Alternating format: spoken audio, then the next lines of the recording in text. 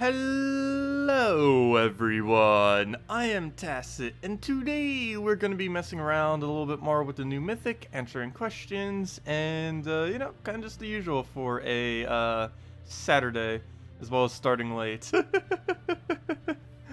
But we're here. Also, what's up with the servers? I noticed the little thing in the server earlier. I didn't actually get to play any yet. But servers are experiencing degraded performance. Well, let's hope that doesn't interfere with the stream. That's not something I can control there. Let me go make chat bigger.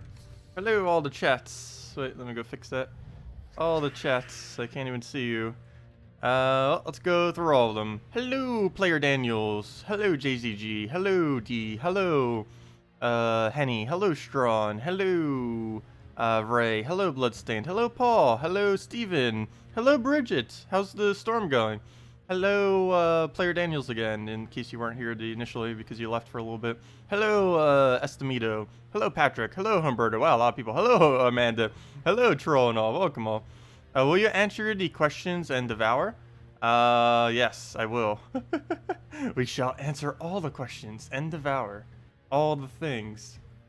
Every single thing. Anything that comes on the board, we shall devour. Except we're not actually using a Devour team right now, so... Figures the first thing I go with is like, no Devour. Now we'll go back to the other guys, though. Hello, Gothark. Hello, Amber. Hello, Valentin. Welcome all. Yeah, as I explained earlier in chat, from when we initially woke up, set alarm for 8:30. Actually did go off. And then I rested for like a minute, just like stayed there. And then 2 hours later, well, here we are now. Always hate when I do that. That's not the first time it has happened, but it's the first time it has happened for a stream where you're like, you wake up from the alarm, it's like, oh, I'll just rest here for like a minute before I get up. And then a couple hours later, oh, whoops.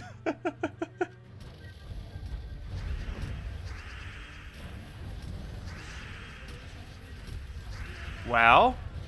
Can things stop doing what it just did? I feel like that's like half the teams in the game these days that are being used can do exactly what just happened right there. Where it essentially just infinitely goes and then wins. Oh, I still have a slight chance. By slight, I mean very ridiculously slight. 3 HP, all we need. Let's see here. I'd have to get the most insane extra turn to survive this, like getting a triple red right here, and even that might not be enough. Oh, we got a triple purple. Wrong triple. Wow, we actually did get a triple. Wrong color though. Wrong color. If that was a brown or a whatever the other color was at the time, would have worked. Well, let's go back to the Devours. Blue Devour team was actually kind of fun. I was using this as my main team even a little bit just to mess around with it. Yeah, I think I'm just gonna stick with this variant. The Forest Troll, Greenseer, Kraken, Doomclaw. It has both the main Devours, it has the overpowered Kraken, it has some loopage between the 2 mana generators, and, oh wait, no, this isn't the one with the loopage between 2 mana generators. You know what, I'm gonna need to replace out Greenseer for Apothecary in this team, just so we don't need to deal with, freeze teams. It would end up serving that purpose, in the main purpose of it. So when we start getting stats effect spammed, we wouldn't need to worry about whatever they end up placing on us, which would be quite convenient. Let's go over there. We're just going to let him take, even if he does get mana off it, because we get to do this. And now we get to devour all the things. Let's see. Oh, so hello, Valentin, Lowlight. Welcome, welcome, welcome. Rain hasn't started yet. It's supposed to be worse after lunchtime. Oh, okay. Oh, best of luck through it. Well, we got 1 Devour. That's a good way to start off things. 2 Devours. Oh, can we get 100% Devour rate today? That'd be great. We can play just like the AI. Let's see. Skull, I'm not going to bother with. We'll try for the purple, and we don't get it. He doesn't even go for the skull. Well, we'll not even go for it either. I need mana. Oh, I don't need that much damage, though. Okay, we'll just go for a standard purple that won't give him anything. Get a nice Greenseer down. Probably on brown. Just so we get the mana. Oh, let me take a skull so he stops sculling us like crazy. 1 HP? What are you doing? Let's see. We do have the extra turn brown now. So we can do that. Kraken into Devour would be great. There we go, 100% Devour rate. Keep it up. Let's see everything get a Devour. I would be perfectly fine if that does end up happening. I would have nothing against us devouring every single time today. I'm just gonna go for the revenge battle. Gotta get that 3 glory. For glory. Also, we can get a lot of trait stones this week still, by the way. If you haven't been utilizing that and you're a newer player who needs trait stones, don't forget that you can use a dragon turtle in your team right now to spam it on your 1 trophies, and you'll end up getting 2 times trophies every single time. It's highly advised that you do so. I'm personally not doing it myself, mainly because I have more trait stones than I ever know what to do with. But for a good majority of everyone else, it is definitely a really good idea to go and get yourself more trait stones. Okay, we'll go for that. Oh no! We finally missed the Devour. There we go. Kraken brought it back. Saved. Double the green. You know what? Might as well move that down first. And then just convert something. And let's get rid of purple, I guess. It's not really one of the core colors we need on the board. One more extra turn. Actually, you know what? Let's just Kraken. There we go. Look at that Kraken go. Hasn't missed one yet. That's a hello, Frag Hunter. Welcome. You didn't even know about Dragon Turtle Trait Stone Facepalm. Oh yeah, don't forget about that. I know some weeks when a lot of content comes out later in the week, it's you can kind of forget what the event even was. Actually, I forget what we even need to kill. I think it's undead. Yeah, it is undead. But you can kind of sometimes forget what it even is. But not that. But yeah, you get 2 times trait stone. Use a dragon turtle in PvP to get a bonus trait stone, which essentially means twice the trait stones. We even got double of some arcanes earlier this week. Was pretty nice. On all Wraith. Well, that will be helpful. Getting all the undead kills. I need to make sure I get the last of that. I think we still need 70 more, which shouldn't be too big a deal. If nothing else, I can go to Golvania for like 5 minutes and basically get that. Well, maybe a little bit longer than 5 minutes, but Golvania is basically an average of 3 undead kills per battle. And you can do a battle in like 20 seconds, 20 to 30 seconds. I'll move that down. Double the greens. And skull we don't need. Well, we do need, but not at the moment. He keeps missing his. Come on, you got this, Kraken. Look at this Kraken. Still 100% Devour rate this morning. We casted it at least 4 or 5 times. Come on, Kraken. You know, I'm not going to risk it yet. We'll save his luck for when we actually need it. What is my favorite troop from Broken Spire other than its legend and mythic? Hey, a green-purple. Hey, maybe I should have used a dragon turtle. We could have gotten double green-purple right there. Also, the servers say that they're bad. I haven't been seeing any server issues yet. I don't know if anyone else is noticing it. Okay, what was I about to go do? I was about to go check something. Oh yeah, favorite troop from Broken Spire that's not either of the 2 most overpowered troops from the kingdom. That is a good question. Let me go check out Broken Spire. Most of Broken Spire is pretty useless. So no legends, no mythic. Probably Lava Elemental. If you're talking about from a, which one is the most overpowered, and you're not counting anything that's legend or above, it would end up being Lava Elemental. That or Traxxas, one of the 2. Main reason Lava Elemental is so good is it's only a 10 mana cost. It has board control with an explosion. On top of that, it also has a burn. This burn is particularly useful because if it kills the first enemy, it will then end up burning the second enemy. So it's good in early game when that burn comes into play pretty well. It also gets boosted based on reds. That's a really good boost ratio, again, particularly for early game. If you can get that 3 times boost ratio, you hit 4 reds, that's additional 12 damage. That 12 could be more than what your number even says there. So, and of course it stacks with it. And on top of that, he has pretty decent traits. He has Fireproof, which is probably his least noteworthy one. He has Pyromania, which synergizes with his burn. He's one of the few troops in the game that has the capability to burn as well as 2 times skull damage when the enemy is burned. And since he automatically burns the first slot, you know for sure that he'll be able to Pyromania off of it. And he also has Stone Skin, and basically anything with Stone Skin tends to be remotely decent. And in the case of Traxxas, it's very niche. It used to be used with Behemoth a lot, back when Behemoth was actually one of the better AoE options. These days, it's not used as much, particularly since Garuda exists in the game, and in many instances, Garuda may get used instead. Also, in the context of Guild Wars, Moloch is almost always used in a pure yellow team, and some red teams instead of a Taraxis, mainly because it's just a lot better value to use a Moloch for the drain generally than to try to use this guy. But he's pretty decent as well. Full AoE, a blue to brown convert to get yourself a bunch of brown gems and deny out the enemy blues. And not only that, but he has a fire link similar to that of Moloch onto his red, which is pretty helpful, especially since he has the 1 lower mana cost to assist with that. You meant my personal favorite? It'd probably still be Lava Elemental. From a design standpoint, I'm not a huge fan of like anything in Broken Spire. If you're talking about like the troop art, well, except Shegra, but you said that doesn't count. But yeah, there really isn't much. Elamagrim and Shegra. Wait, Elamagrim is from Broken Spire, right? I don't even know. No, it's from Dragon's Claw. And Furnace is from Broken Spire. I'm gonna move that down. Yeah, most of Broken Spire is just either like trolls or orcs, I mean, or giants, I should say. Those giant things, or they're like lava creatures. That's basically the entirety of Broken Spire. Also, this Kraken has 100% devour rate so far. It has yet to miss a single one, as I jinxed it and gonna make him miss a single one. He keeps missing, but come on, Kraken, keep it going. Look at this. Look at this. Look at him go. We've been streaming for 11 minutes, and this Kraken has not missed 1 devour yet. It's about 7 devours so far.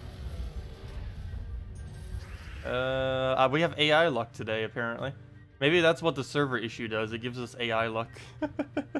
We can hit through the thing with our skull there, because we have the enrage, and we're enraged again. So I can actually kill him right now if we can get skull alignment. I believe we're going for. Been a while since I killed through stone skin like that with skulls. Bypassing things with enrage isn't really something that gets used a lot. Okay, well, I'll go move that over. Mainly because there's not any exceptionally good enrage troops. Come on, keep the devour rate going. Oh, I finally missed one. No. Well, it doesn't matter of time. It is 40% chance. The fact that we even got like 7 in a row is pretty insane. Got double enrage. It's not enough damage to kill either of them though, but that is. And now we can poke it and then poke it with anything. Better just get the anything to poke it with. Nope, didn't get it. Didn't get the anything to poke it with. Now we did. That's way overkill. 71 damage from all the devours. Hello, SBM. Nope, you didn't miss much yet. We just kind of been chilling in the morning. Hello, Charjax. Welcome as well. Welcome, welcome. Is the weapon pick sticker viable? Pick sticker. Trying to remember which one it is. Deal 26 damage to the last enemy. Explode a random gem if the enemy dies. No, this thing is useless. 100% useless. There's only one red weapon you ever get from the red line that's particularly useful. Like these single color weapons, that is. And that is the, oh gosh, I forgot to get a water earlier this morning. I need to go get one.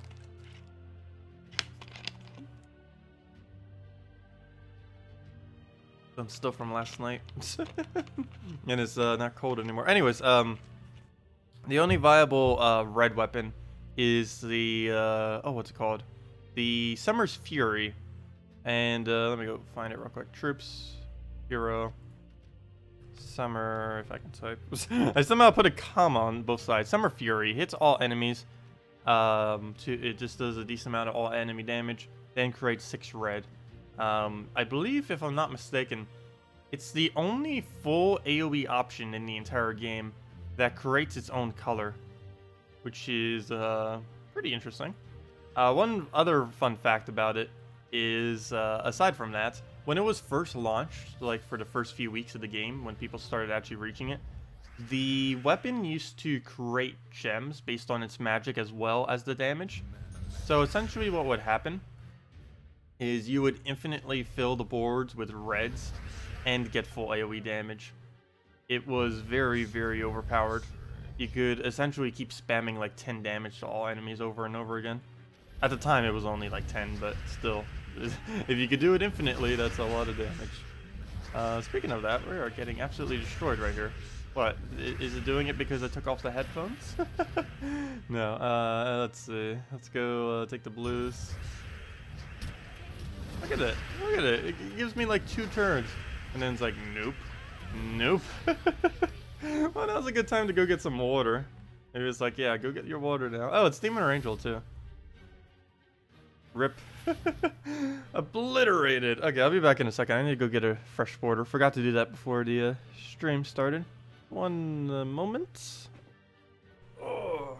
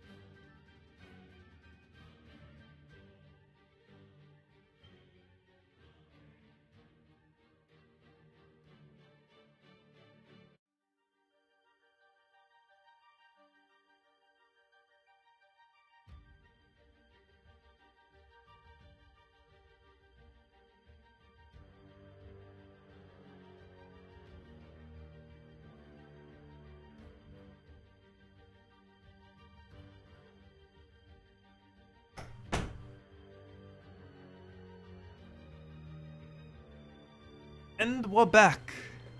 We are back. Sorry about that. Okay, I got the water. The water. Now to go through chat. All the chats that we missed in the few seconds there. Or I should say a minute.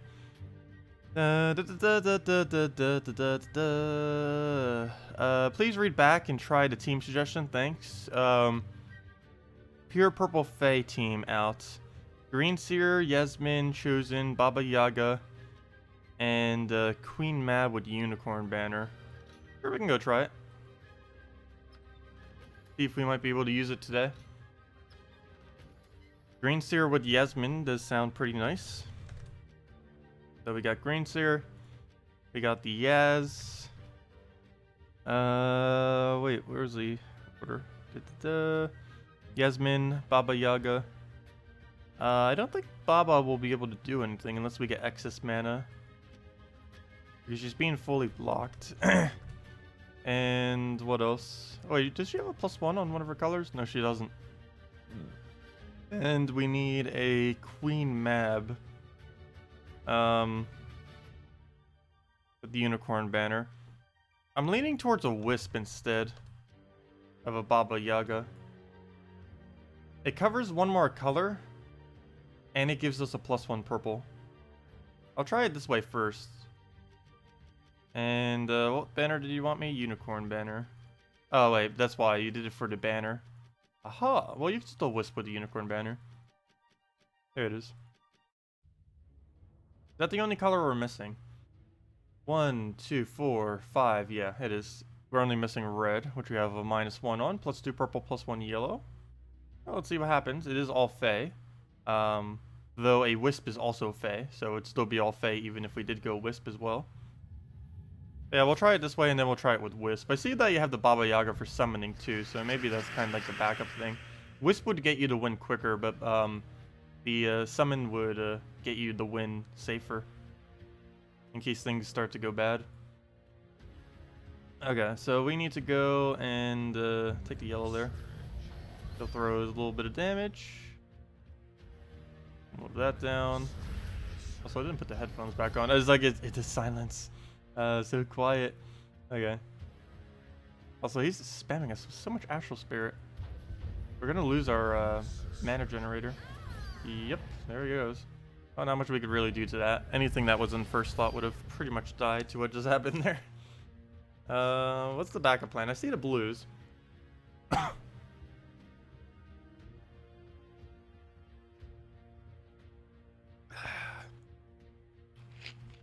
Oh, the waters. Wisp will not work if they are... Oh, yeah, duh. Wisp would not work if they're entangled. You still get the shuffle, though. Shuffle is useful. Either way, it's not going to work. We either have to deal with something that can't do damage because they're entangled, or something that can't cast because it's blocked. Only 5 greens. I kind of got to wait on it. Also, none of them are entangled because we haven't been taking greens. I guess this is one of the instances we actually get to use her. Okay. Move the browns over. Get another freeze. Take the green or go for the skull? I'll just take the skull, I guess. The green will be there for another turn. He keeps stealing it though. He wants our greens. Problem is, if I go try taking those greens to try to set that up, it's just going to make it harder for us to land that extra turn. He gets the skull here, pretty much regardless of what I do. Unless he goes for the extra turn, in which case he won't. Oh, come on, he got it off the top. Oh, come on, he got it double off the top. Well then, that's not good. How many blues are there? 11? We'll try waiting.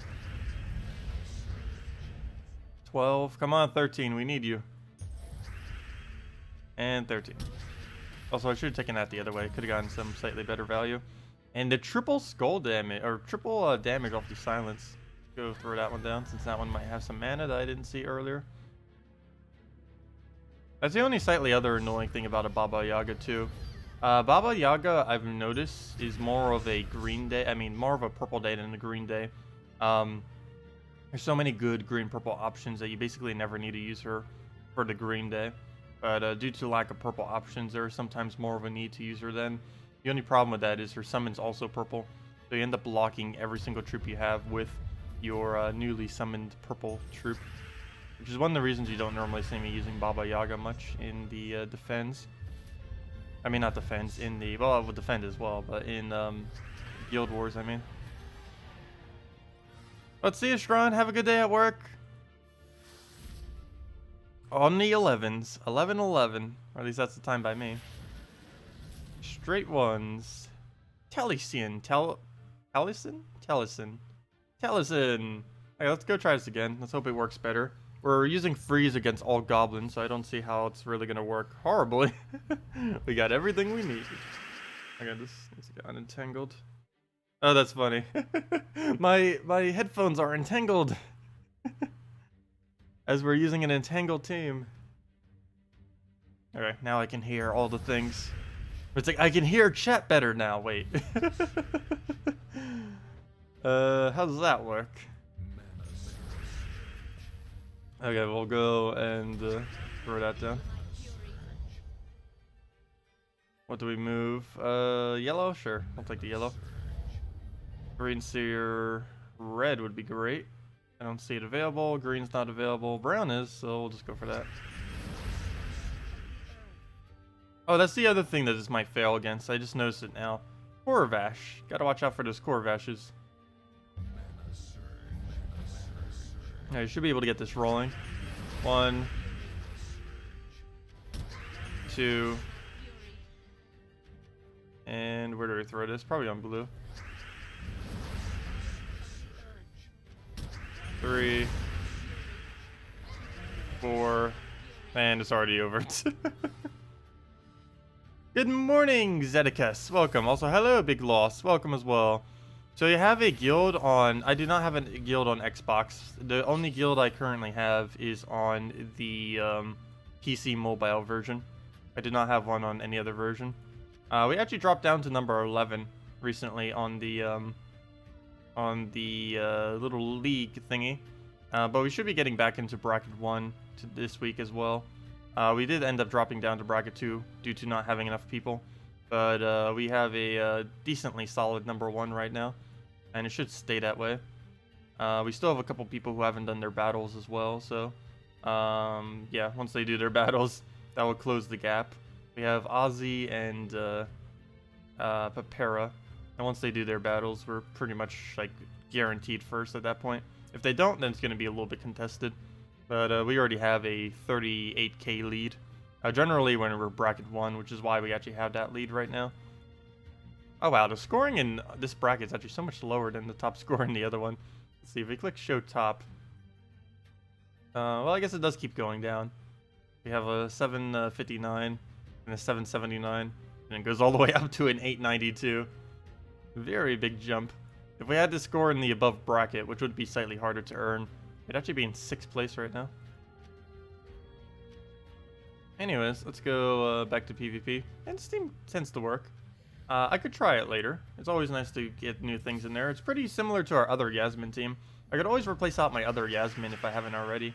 My previous Purple Day Yasmin, which was something very similar to this, but not exactly this. Let's see. It's working well. I think the main thing that made me stop using it was freeze against this team. Because we kept facing Queen Mabs, and I was like, oh yeah, this is never going to win against Queen Mab. Let's see if this one does. So this would be a good example of if it does or doesn't. Throw this on blue. Problem with the instance like this when we're up against Queen Mab is everything we do ends our turn.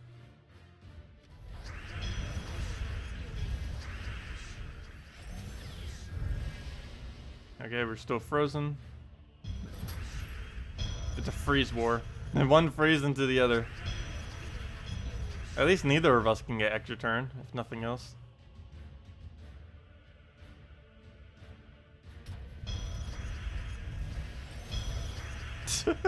What even is this? It's just mass never get a turn.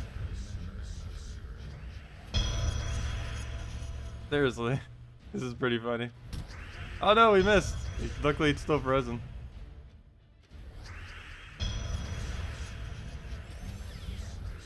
This battle.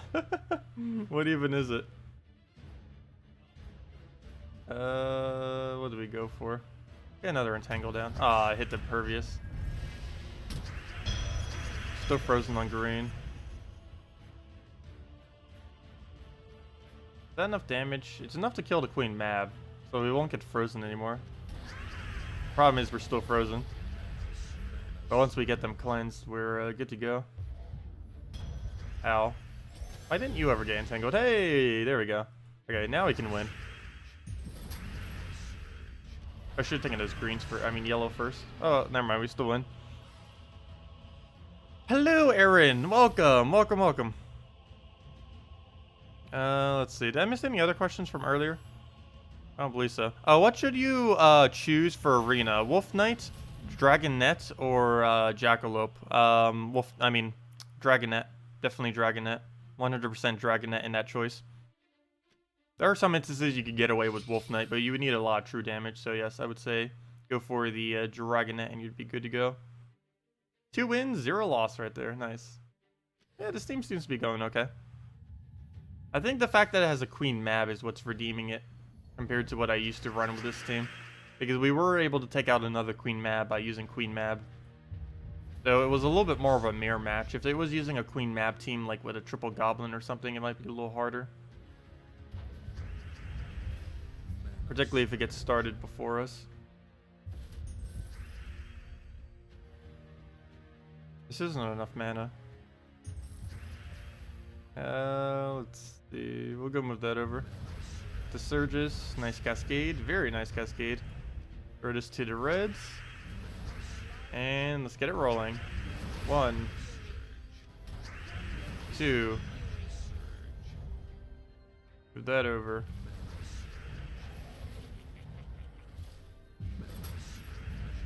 And get it rolling again. And get that there. I can take this into a skull. And yeah, we'll take that into skull. Just drag it all the way down. Very nice, very nice. If only we could cast one more time. Oh, we might get a chance. Nope, we didn't get the cascade. But that's match. It's your new purple team gets high scores if you keep it rolling. Yeah. Well, if you can get a green seer into Yasmin, it was scoring. It was one of the days we scored over 7,500. I don't know if I still have the team saved. I ran 2 different variants of it. One of which I don't have saved anymore. The other one is whatever I have saved now, if I still have it down here. Let me see.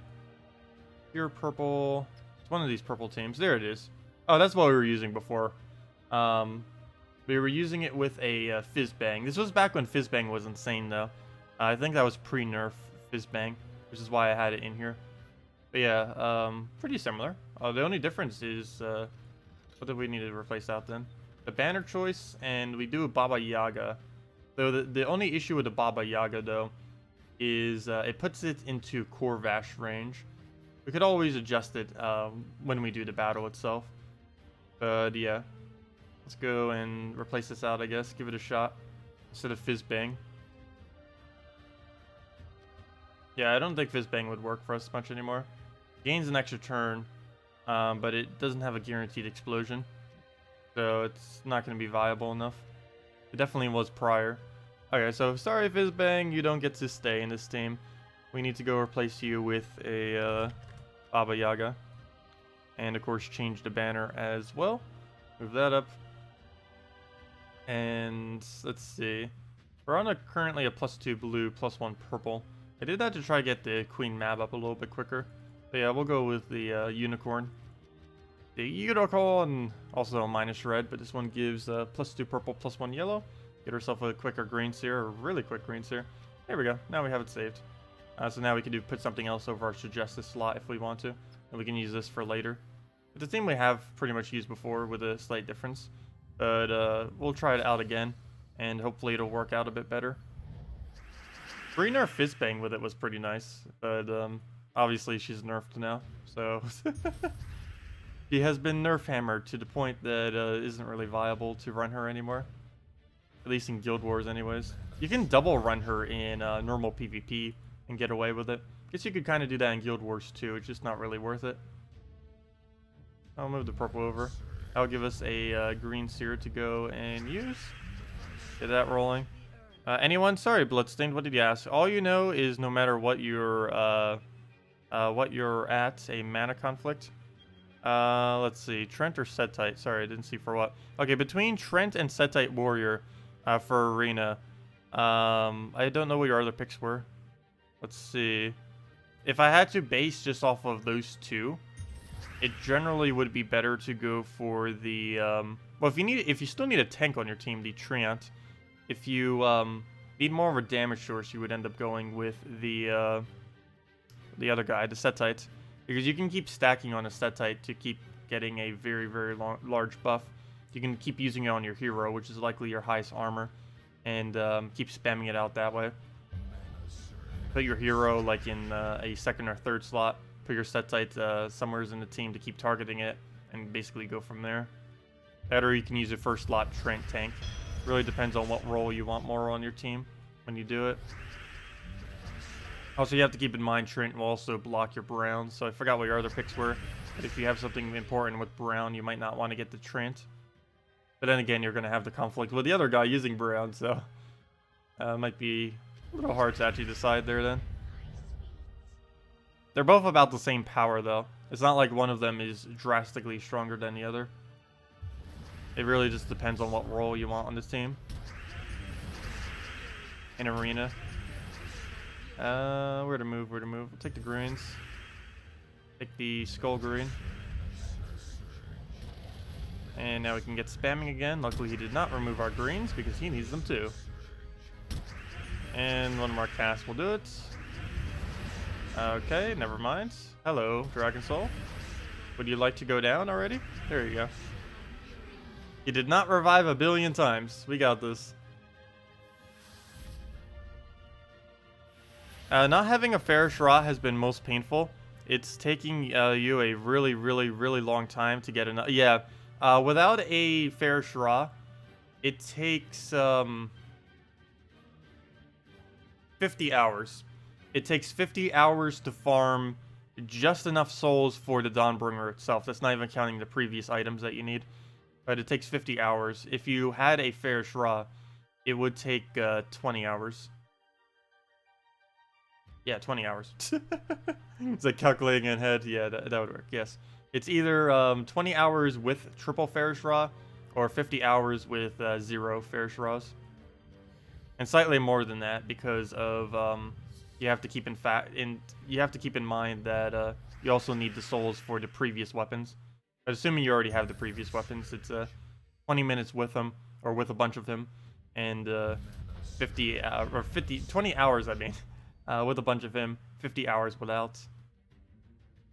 And that's if you have to farm 100% of the souls. Assumably, you'd already have some amount of souls on reserve.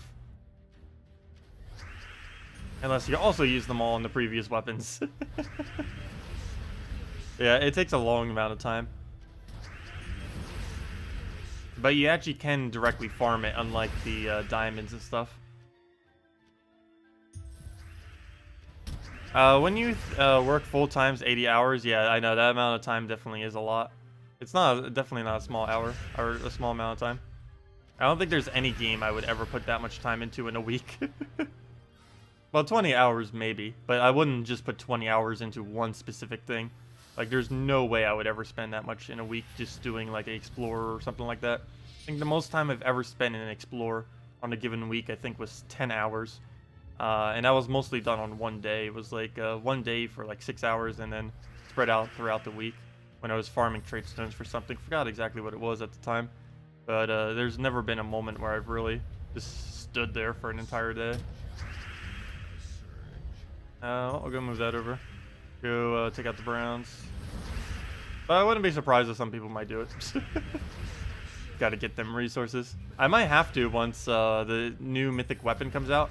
If they're like in a month or two from now just come out, it's like, here's another mythic weapon that costs 1.3 million souls. If they do end up doing something like that, I will probably farm it out like crazy during a stream or something. Because some people did say that they wanted to see it. I was going to do it in private, but because it's going to take like forever. But some people said they wanted to see it, so I guess I'll stream it when we do get around to it. Because right now, I don't even think I have 100,000 souls at the moment, which is relatively low. Let me see. Hero. We have, yep, not even 100,000. Right under. 94999. Right on the dots. Almost all nines. But call all nines now. But yeah, straight nines almost. But yeah, we don't even have over 100,000. We would need an additional 950,000. Technically only 900,000, but I need to keep some amount of souls on reserve for the new kingdom and other stuff like that. You can set the world record getting 80 hours straight. 80 hours straight? That's very long. And you would go insane if you did nothing but soul farming for 80 hours. That would. Let's see. I'll go move that down. Move over the green. And move that one over. I think I did between college and Gems of War. There was at one point where I was playing total between the two of them, I think almost 80 hours a week. It was somewhere around like 60 or 70. Don't think it was all the way at towards 80. But yeah, it was when I was running 7 classes at once. Also, never run 7 classes at once. It is a very, very bad idea. Never run more than like 5 college classes at once. I'd say maybe even slightly less than that. It is way too many to do 7. Especially when you have some hard ones thrown in there. If there were like 7 easy ones, it would be easy. But I had like 3 hard ones thrown in, and it's like, whoops. I'll go move that up. Go and move that one over. Get the purple convert.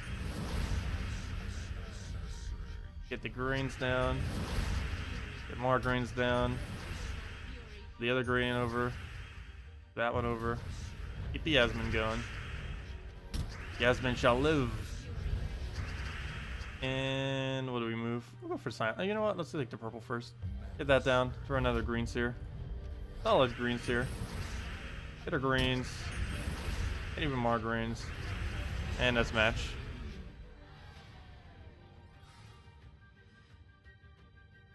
Your phone is dying and you chose Goblin and Dragonette. Should you go Trent?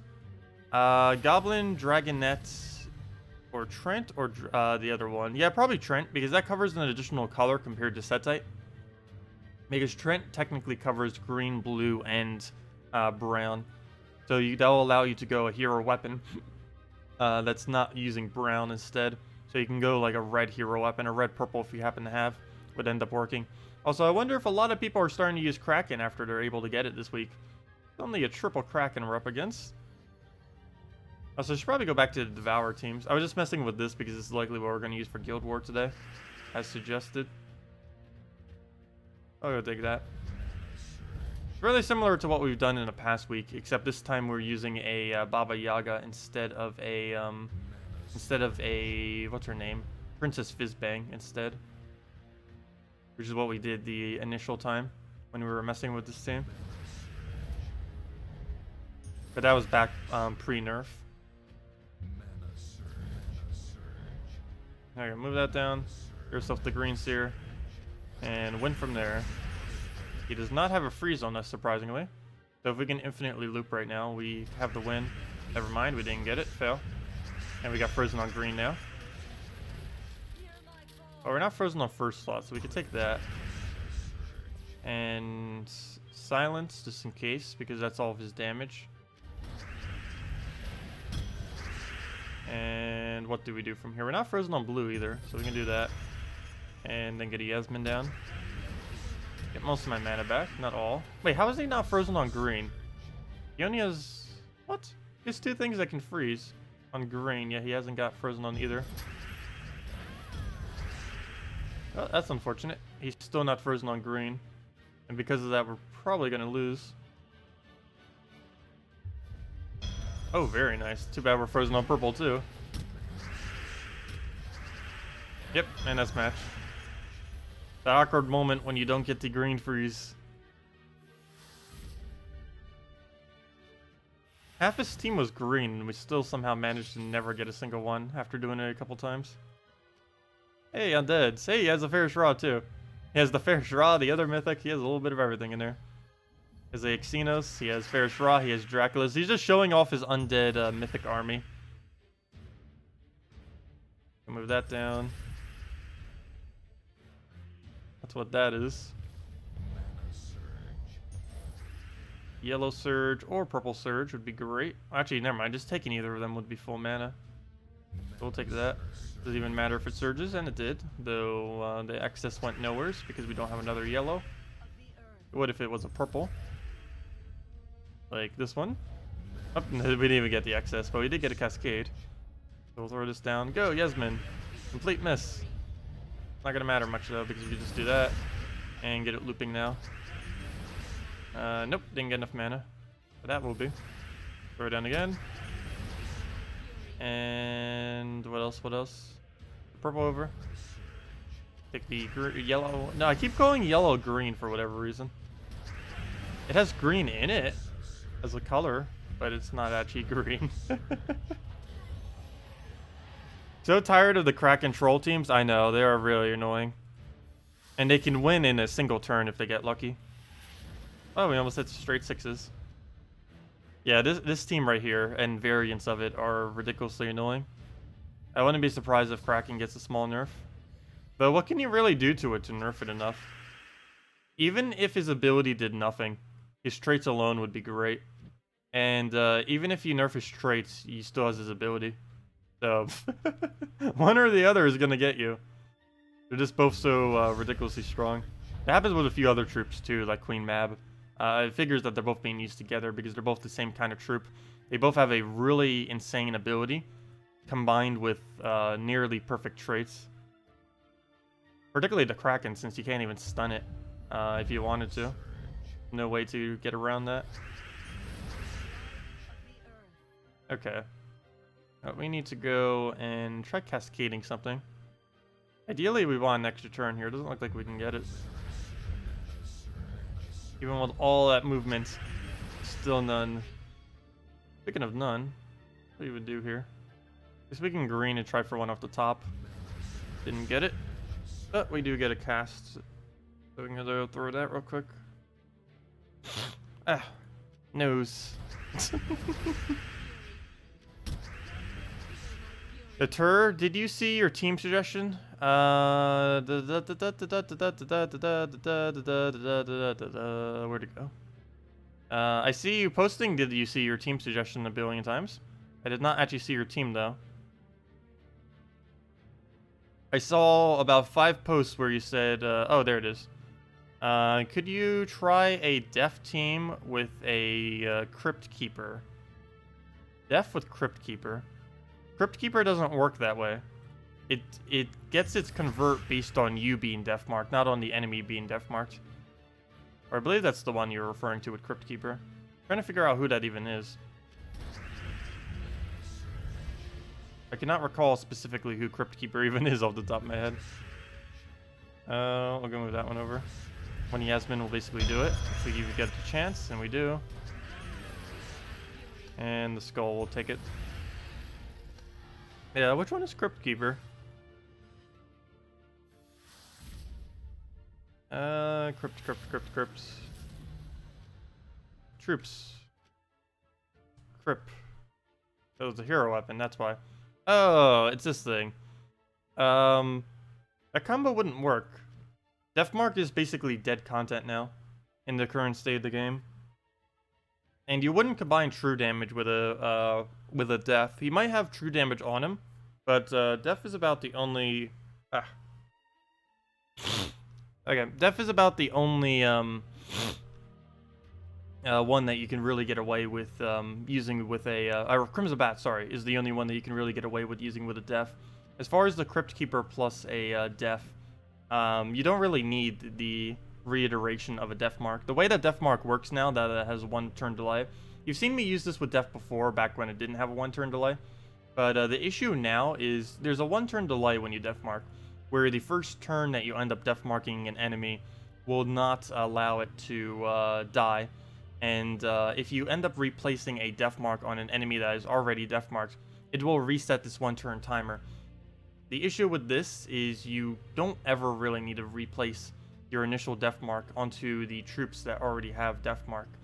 And generally when you use a Death team, you use Death as the only thing on your entire team that is capable of Death marking. So there's no need to use a Crypt Keeper with it. You basically just want to use 1 mana generator and 2 other kind of like frontline troops, and that would end up being your team. You'd also probably want to go physical damage, not true damage, when using a Death team. He has a true damage poke every single turn, but out of the context of Crimson Bat, there isn't really much of a need to synergize with true damage. Yeah, that would explain why I didn't realize what it was initially. I don't normally pay attention to the names of every single weapon in the game. I know most of them, but not some of the newer ones and some of the ones that don't get used as much, I kind of forget. Like, I have no clue what the Oracle's weapon is called, or what the Giant weapon is called, or anything like that. Because they're never used. Well, we can do try for an extra turn. Nope, there's only 6. Not even close, but we'll go keep throwing this down. If we could just loop it for the rest of the battle.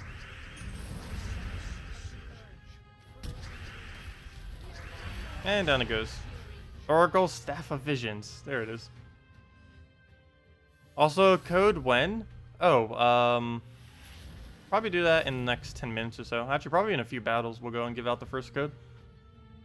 We will be doing another stream today, by the way. That one game I was talking about last week that we did end up playing got another update. it took 2 years for it to get an update, but then it only took 1 week for it to get another update. So I wonder if they're starting to develop the game or what again. If they are, that would be absolutely insane. They even reset the ladder. The ladder hasn't been set for like 2.5 years almost. So that's another thing. So really interesting, everything that they're doing with that. They're trying to bring it back. I still have no clue how they could afford to keep the servers up, but they are bringing it back. And one last attempt on that game. It was even amazing. It reached over... It's really funny just how decent this game is. They've been working for 2 years on a brand new game. They even did a tournament that I ended up doing where they had like $1,000 in rewards. They were even going to make it 2,000 if enough people participated. And they do all that, launch this new game, and it doesn't even do nearly as well as the game that they give one update for that they had sitting there for 2 years that they abandoned. The game they abandoned for 2 years outperforms the game they literally just created with a single update, which is pretty sad. Let's see. They make some really weird business decisions as a company. It's S2 Games, by the way. Probably a company you've never heard of because they have really, very, very bad PR. We'll go throw down the screens there.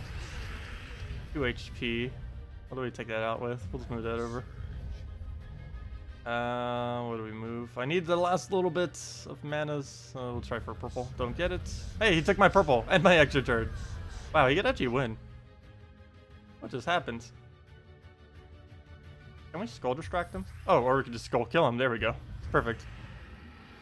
Lately seeing loads of videos surfacing on YouTube for Strife. Has there been a lot?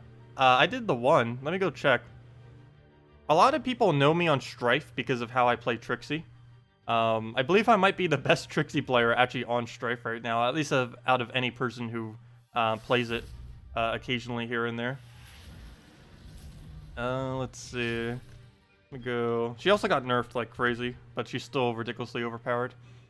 What am I looking for? YouTube, Strife. Yeah, let's see what recent videos that even came out.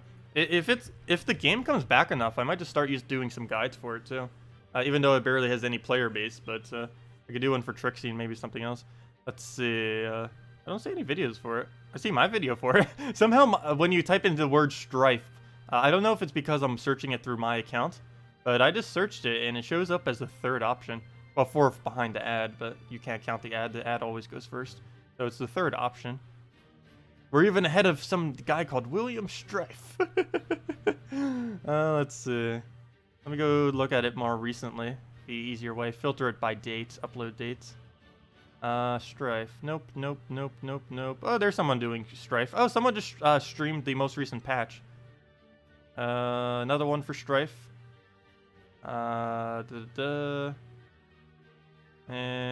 yeah, some people are doing Strife videos again. It's back. Someone doing Caprice. Yeah, we might need to start doing some videos for it. Doesn't have that much of a player base still. Even as this current moment, it has like 1/20 of the player base of Gems of War. But still, might as well.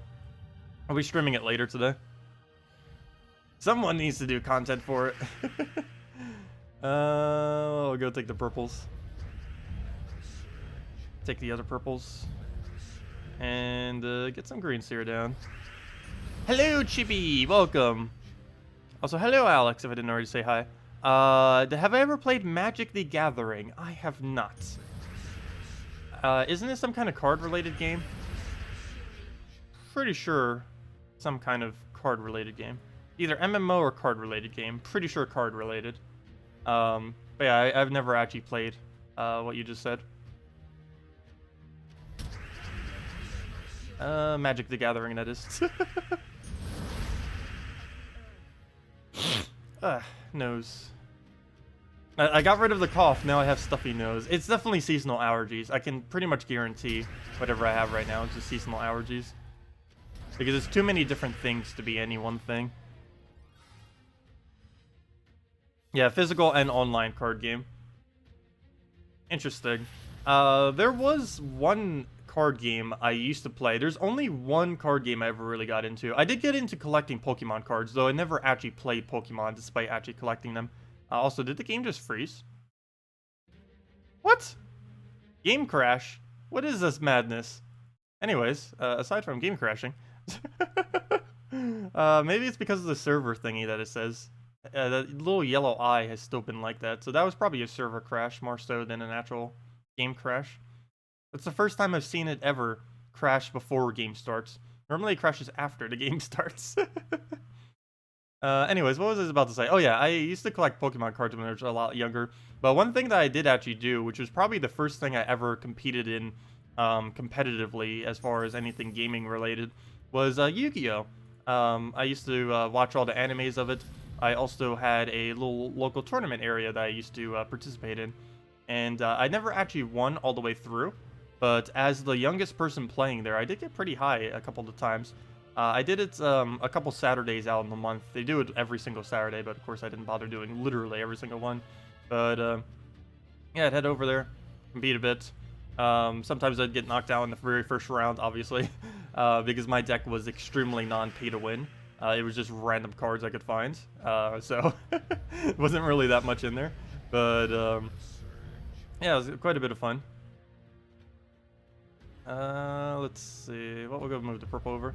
Normally at tournament standard, you have to pay money to really be able to make efficient decks, to actually gather all the cards you need. I know even in something like online related games like that, like one game I kind of have wanted to compete in, though I don't have the cards to be able to do so, is, oh, what's it called? What was it called? I was just playing it a little bit. Someone actually suggested it too. Faria. Faria has an esports scene, but the cards you need to be able to constantly adjust your team to whatever the meta is at the given moment is generally too much for a casual player to do. It would be possible if you've been playing the game forever. Like, for example, if somehow Gems of War was to get a competitive scene, obviously, I would have no struggle at all to get literally every card in the game, because we already have it. But in a game like Faria, where I came in, like, almost a year after it launched, it's like, yeah, I'm kind of behind. So you're way behind the free curve of the game. Let's see. That I do have to say is one thing I kind of like about Hearthstone, even though there's a billion things I hate about it. It does have a system where where basically what you have to use every single season basically changes. Every year they end up changing what's actually used within the meta by basically making everything that's old not usable within it. So that kind of makes it so a newer player who just comes in will have the same chance of having everything as a veteran player, for the most part, because veteran players can still save resources and then buy a bunch of packs, but still, for the most part, it makes it so you're not as far behind. Hello, Amber. Let's see. After buying dragon armor, what would you suggest putting gems on? Oh, we're going to be doing that on our Let's Play account soon. What to do gems on next. The next thing you do gems on is either 50 bulks of gem keys or 50 bulks of event keys. Generally, you want to stick with gem keys, though there are some instances where you throw the events. They both have the exact same drop rate, but event keys cost 50% more. The reason event keys cost 50% more, despite them both having the exact same drops as far as rarity, is because the specific drops that you end up getting in event keys are from a specific kingdom. So for example, this week right now is the Blackhawk, or at least on PC Mobile. On console it is Dragon Claw. But on this given week, a good majority of every drop we get will be from this kingdom. And also every single legend and mythic drop we get will also be from this kingdom 100% of the time. So for example, if you wanted to get the legends from this specific kingdom, you'd want to throw down the event keys, and that's generally what event keys are used for, getting really, really powerful legends that are within the game. And that is keepable on all platforms this week. Kraken for PC Mobile, and Dragon Soul and Element Grim for console right now with event keys. So there are, even though it's 50% more expensive to do event keys, there is a purpose to them. Though generally as a newer player, you just want to throw down 50 bulks of gem keys. These will have the exact same rarity drop rate as event keys, or vent chest, but it will drop you everything within the game. Since you don't really have that much of a resource accumulation, you'd want to do this, as this would give you more drops overall. About 50% more, since you don't have to throw the extra gems into those. The reason you buy 50 bulk is not because it gives you any better drop rate or anything. You buy the 50 bulk because whenever you specifically buy things with gems that are key related, they get a slight discount. And buying them at 50 makes it slightly cheaper than buying them like 10 at a time or 1 at a time. So it's generally best to wait till you can buy 50 at once. Where to move? I'm gonna move that over. And then just throw this onto the reds. Also, what was your previous question? I didn't end up seeing your previous question. I assume someone answered it, because I don't recall answering it. Let's see. Do you think Gems of War PvP would benefit from a rotating card roster similar to Hearthstone? I would have to probably say no. The main reason for this is there are a lot of cards in this game that are specifically created to counter other cards. And if they were, for example, not able to be used in a current meta of the game, and then something comes around that is really strong, I think it would be too hard for the devs to balance around that. I just don't think it would end up working. Also, what would end up being the base cards? Because you have to have at least some kind of base system where regardless of what your progress is, you'd have to keep them within the game. Similar to how Hearthstone has like the basic cards, where regardless of the season, you can still use those cards. There isn't really any way in Gems of War that you'd be able to do that. Oh no, that system just wouldn't really work. It works for competitive games. It would definitely not work for something like this, that is for sure. It'd be way too hard to balance around. They can barely balance the normal game. They don't need extra complexity with that. Let's see. We'll go move that one over. Yeah, I really hope next patch they do address the balance. I'm pretty sure they are, but I'm not 100% sure. Oh, I should have taken those yellows first. Whoops, fail. That was a mistake. Well, let me go convert them then, since I made that mistake. And then we can go crazy on the greens. Wait, do we get a convert first? Yes, we do. Just to make the board a bit better. And then we can start looping it. Ooh, not enough mana. That's not even close to enough mana. Wow. The struggle of not having a 4-time surge anymore. Gotta really make sure you get those 5 times again. Yeah, I started getting used, even though it was for a very short period of time, I was starting to get used to 4-time surges.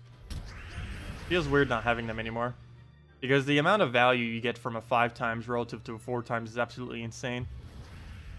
A 4 times will generally be about 4 mana plus an extra turn. A 5 times will be 10 mana plus an extra turn. So it's more than double the effect.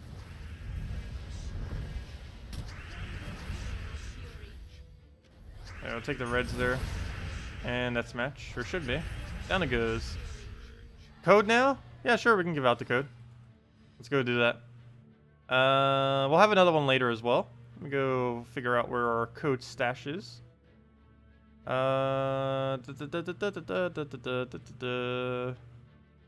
the mail. Where's my code? There it is. First one. Oh wow, no one's been messaging me on the forum. This was posted 6 days ago and I haven't gotten a message since. Normally there's a lot of them. Okay, 1 second. Let me just get this code out. If I can find it. Somewhere's in here. There it is. There it is specifically. Which one should we go with? Let's go with this one. I'll just work from the bottom up, since we already went out of order. Go with this guy. All it is a bunch of random numbers and stuff. Or I believe it is. I don't think that's a reference to anything. Seems quite random. If it is. Okay, let me just go get this into the interface, then get it into chat. So, first things first, let's get it below me. And we'll have another one probably in about another hour or so. Let's put that right there. There we go. Is that centered? No, not even close. Is that even 10 long? Or are the characters that thin? Also, that's an I, not a 2. The second letter there after the J is an I. It's JI22, not J1. So do keep that in mind. That's what a 1 looks like. Very different. There we go. Okay. Wow, that thing is really small. Is that actually 10? 1, 2, 3, 4, 5, 6, 7, 8. And yeah, it is indeed 10 long. Interesting. It's just because it's so thin. I think it's the eye that makes it so thin. The thin codes. Okay, anyways, let's go and get that into chat as well. Everyone can go use that. And there you guys go. There's the code. There's the place you use the code, gemsofwar.com underneath game code, or simply copy paste all that and click the link.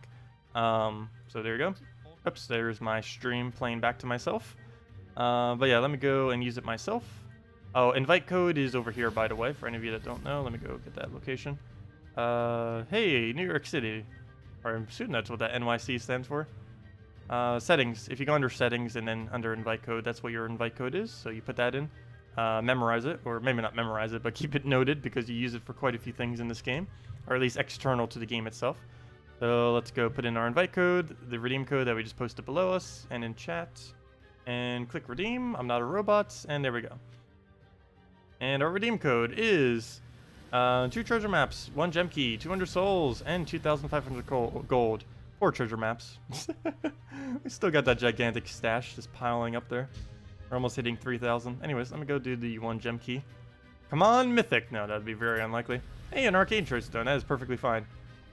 That is actually one of the best things I can get as a drop, because there's barely any legends I need. There's almost no mythics I need, surprisingly.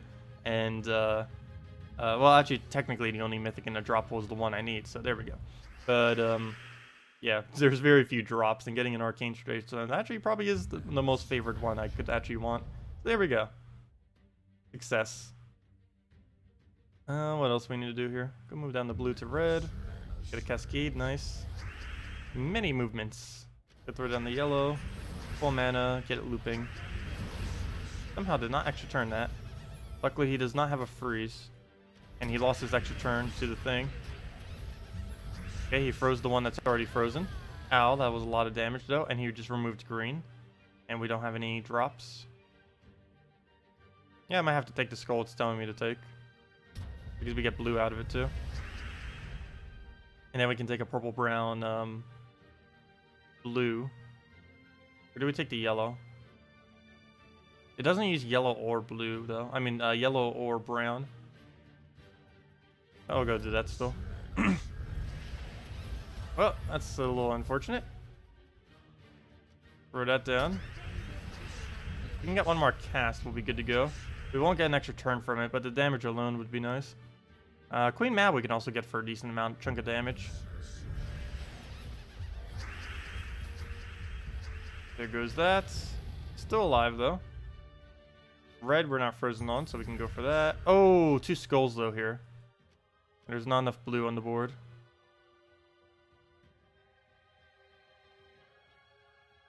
How do we go about this? I can't even take a green and hope the 1 in 4 chance entangles him. I guess we just take a random skull. There we go. And he kills that. We Queen Mab it. Or do we wait? No. Or do we? No, I don't think we wait. We'll throw it down. And now we somehow need to manage to get a Queen Mab up. Between now and before we die. Move that over. Move the blue over into a surge. And what next? Brown we can't lower enough. Does it have a higher magic than me? No, it doesn't, so it's not going to create any blues that could possibly help us. Yeah, I think we lost. I can't even try for a purple there. I could try for a triple purple somewheres, but then he gets skull. And if we don't end up getting it, it would be pretty bad. I guess we could let him take 1 skull, but we pretty much lose right after. Nope, didn't get it. And he throws Queen Mab. Yeah, that's match. Unless we can somehow manage extra turn. I need to take the skull and get a double purple. If we do, we actually win. If we don't, we lose. And the chance of that happening is very slim. Yep. Nope, didn't get it. That's our only chance left. Rip. I know, we almost went back below 7,000. Yep, and there's the Kraken team. That is such an annoying team. The Farstraw and the Krakens. Never have I seen a more annoying code. Yeah, no problem for the code, everyone. We'll have another one in an hour, hour and a half or so. And later today, we'll be streaming Strife, and then we'll be back later at night, as we always are, with Gems of War again for the Guild War battles. Guild War battles will probably be of this troop or team, as suggested earlier. It's kind of working out. It's not like it was with pre-nerfed Fizzbang, but it'll still get the job done, hopefully. And it'll give us something different to use for once, since we do keep using the same things for the most part. And this is definitely the week to experiment around with them as well, because...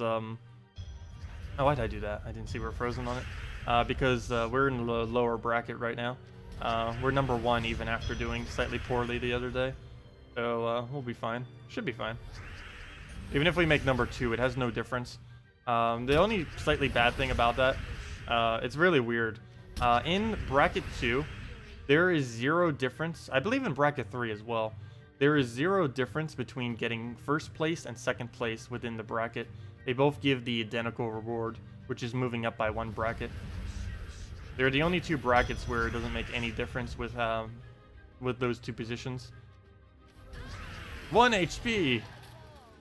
Oh, we have plenty of options to kill it with, so it's not too big a deal. While you play Strife, you'll probably be soul farming. Ah, nice. Efficiency. Always good to be time efficient, doing multiple things at once. I'm always doing multiple things at once too. I've been working on the side project of making a RuneScape account again and getting that all the way up.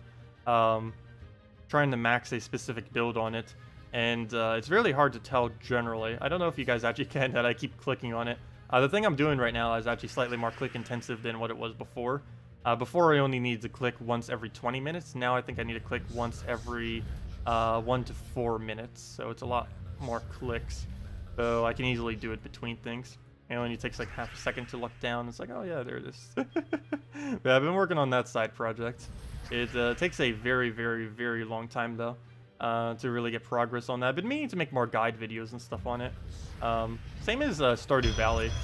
Stardew Valley is another one that I've been meaning to make so many guides for, but haven't really ever gotten around to. Definitely need to soon. Gotta throw that down.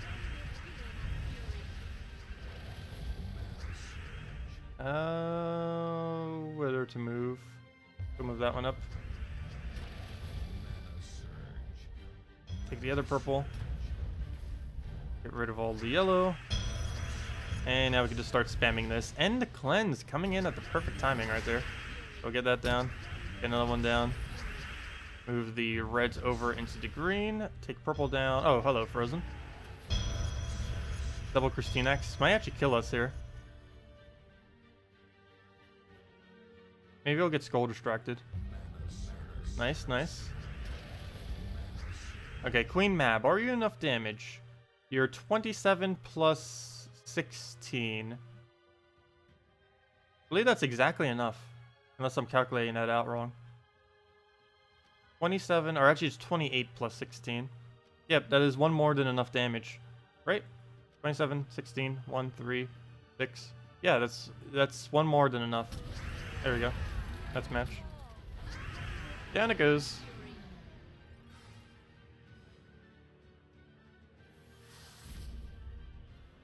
A good team to counter 4x Spirit Fox teams. 4x Spirit Fox teams.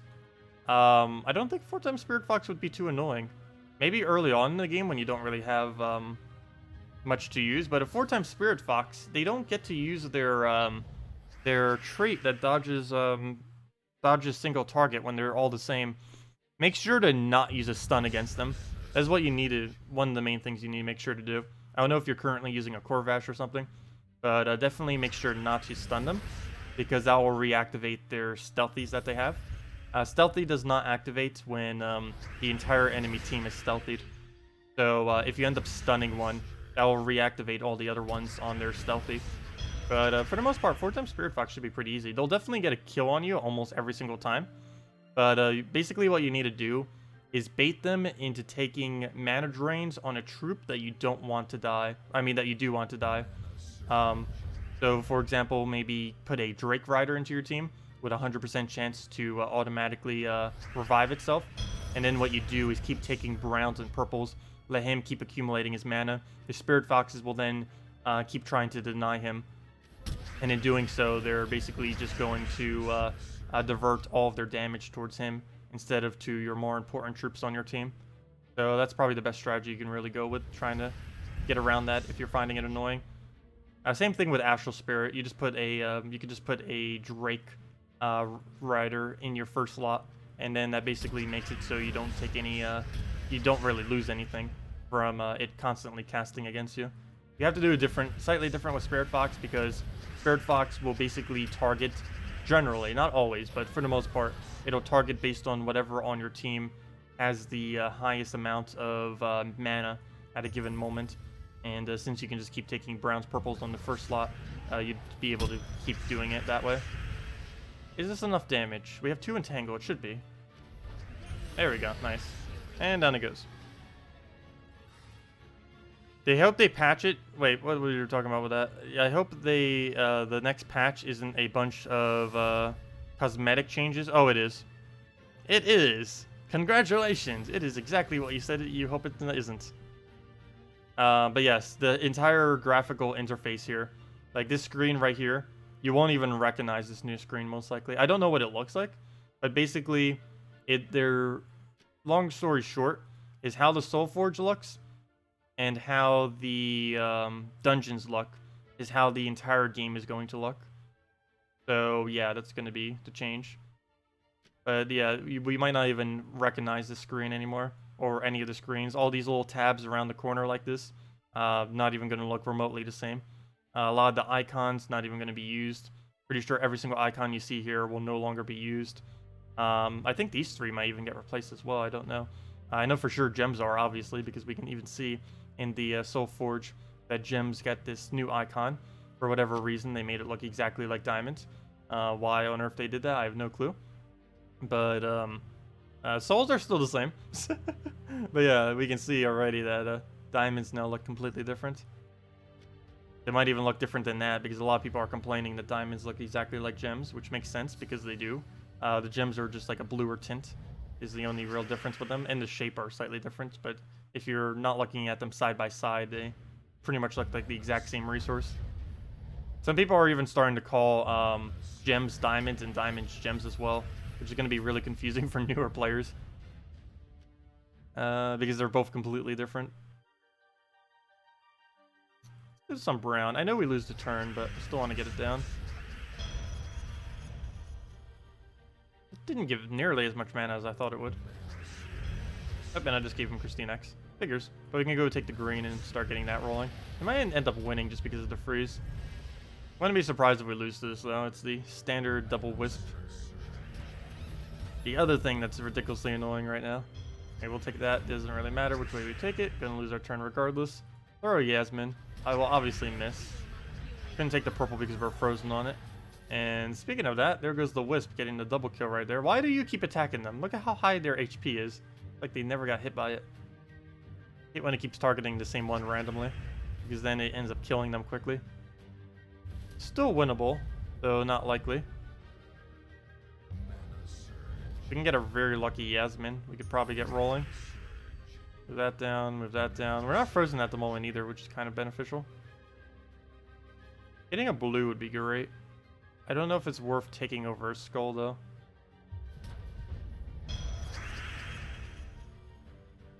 Double Wisp will do nothing. So we'll do that. He doesn't get anything out of it. We can then throw this skull. That'll give us our kill. Queen Mab into split damage into a the final cast that we need. We'll throw this. Boom. Take the skull. Throw this. Yeah, I think we take the skull first, because he might get skull distracted next turn. Nope, he didn't go for it. Figures. Because now we have a whole nother tank up there getting in the way of our damage. I guess we'll just take that for the mana and everything. That'll give us another cast that we can go do. Nothing else, we can kill him from the back. That won't die to that, so we can just let him get skull distracted. Throw that, and that's the team wipe right there. Unless he randomly kills us, which he doesn't. And down he goes. Yeah, that could have gone a lot smoother, but still, same result. So anyone just getting here, make sure to use the redeem code below. Should still be active. We'll have another one in about another hour, hour and a half or so. Can I play on my Let's Play today? Yes, we will be playing on the Let's Play account today. Probably in... actually, we could probably head there now. I don't see why not. Let me go do one more of the new Mythic. And then I guess we might as well just go transition over. Because there isn't really much I need to do on my account, on my main account. The only thing I really have to do, well, I don't have to, but I want to, is finish out the last bit of undead kills. I guess we could do that real quick on stream. It's not going to take that long. It's going to take like 5-10 minutes to get the last undead kills we need. It's going to go very quick. All we're going to do is just bomb bot kill it real quick in like seconds. We can get 2.5 to 3 wins per minute. So it's not going to take too long. That's about 9 to 10 event gems. So however many, basically 10 into however many minutes is how long it will take. So if we end up needing 50 more gems, it'll take about 5 minutes or so. Gonna go very, very quick. Assuming we get 3 on average every single time. Oh, whoa, whoa, whoa, whoa, whoa, whoa, whoa, whoa, whoa, whoa, whoa, whoa, whoa. Stop it. What are you doing? Well, we're frozen on everything, pretty much. I guess we go and convert this, even though we won't maintain the extra turn. But we get a bunch of mana from it. Well then. Well then. Well then. That's Kraken. That is a Kraken. That is what Kraken and Queen Mabs do. Oh, one real quick though. Let me go fight the Doomclaw versus Doomclaw. This is actually the first Doomclaw I've ever even seen on an enemy team. Oh, he doesn't even have it traded. Aw.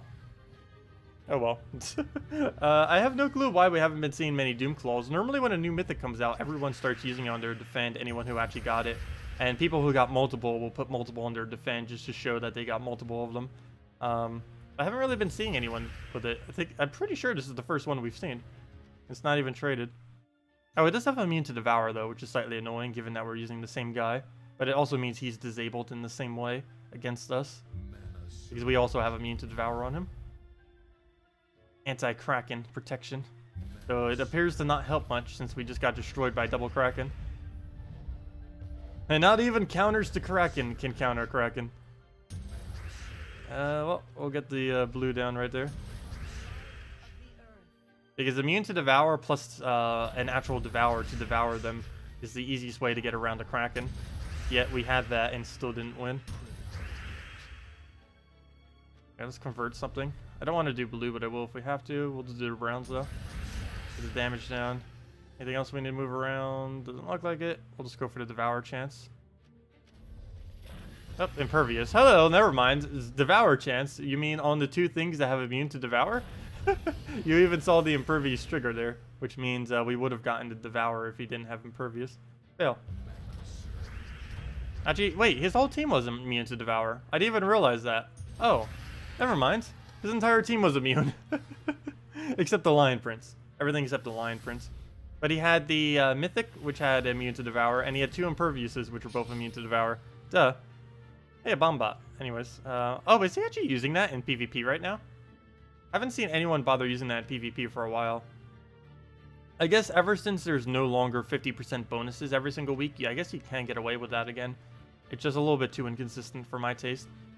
But on that note, let's go and... Oops, I need to do it in Golvania. How many more do we need? And then we'll go over to our other account. We need... Oh, we could do that in a matter of like 5 minutes, not even. All we need is 35 more. I'm not going to keep track. We'll see when it starts blinking. So let's just keep exploring in Golvania until we get what we need. And Bombot team, where are you? Bombot army. I believe I'm using the right hero class. We need a mech with this. You can't redeem the code. It gave you a bunch of different errors now. The one you get now is forbidden. You have submitted too quickly. You may try again in a few seconds. I have no clue why that error would ever occur. Never actually seen it before. Unfortunately, I do not know how to help. Though always contacting support could possibly give them a solution. Or give you a solution. And also, if they don't have anything or don't know what's up with it, they might be able to address it as well. But yeah, on the same page where you go to the redeem code, you should see a thing that says support. If you go to support, then click a submit a request, and then fill out the form that is there. the developers will end up addressing whatever you end up posting. They'll reply back to you in some way, shape, or form, and if it was something to address something, they will look into it into the future. Do keep in mind that they generally don't really check support during the weekend, or at least not nearly as much as they do through the week. So if you do end up posting something to them, it'll probably be by like Tuesday by the time they actually reply back. But generally, they take only about a day to get on that kind of stuff. Also, why on earth was I taking all that? We could have just killed it at any time. Oh yeah, you could also tell someone else your code and see if that will work. Sometimes there's been errors where only some people weren't able to use it, and then if someone else tries it, it then ends up working. But yeah, type your invite code into chat and see if someone can actually claim it for you, because that may end up working as well. Hey, a Kraken. Except, why did that thing have no undeads on it? That's unfortunate. We're here for undead kills. Give us undeads. Oh, come on, 0 undead again, and we got another mythic on this team. Stop giving us hard battles that don't have any undeads in it.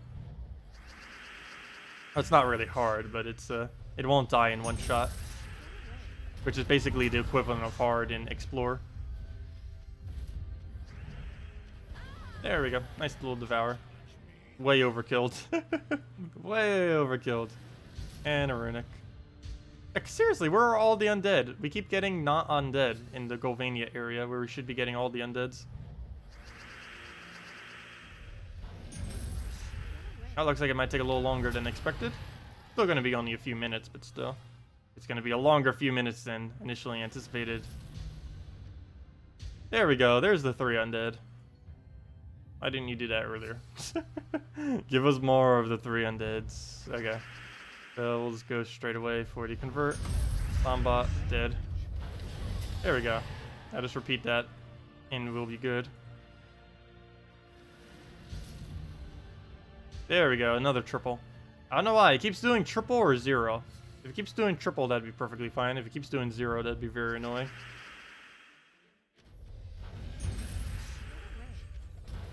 Hey, an Infernus, but he dies to a Sky Skull. Kedar is better for undead? I believe they both have the same amount of undead in them. I am pretty sure. I could go check real quick. But I'm pretty sure both have nearly the exact same amount of undeads. Let me go double check.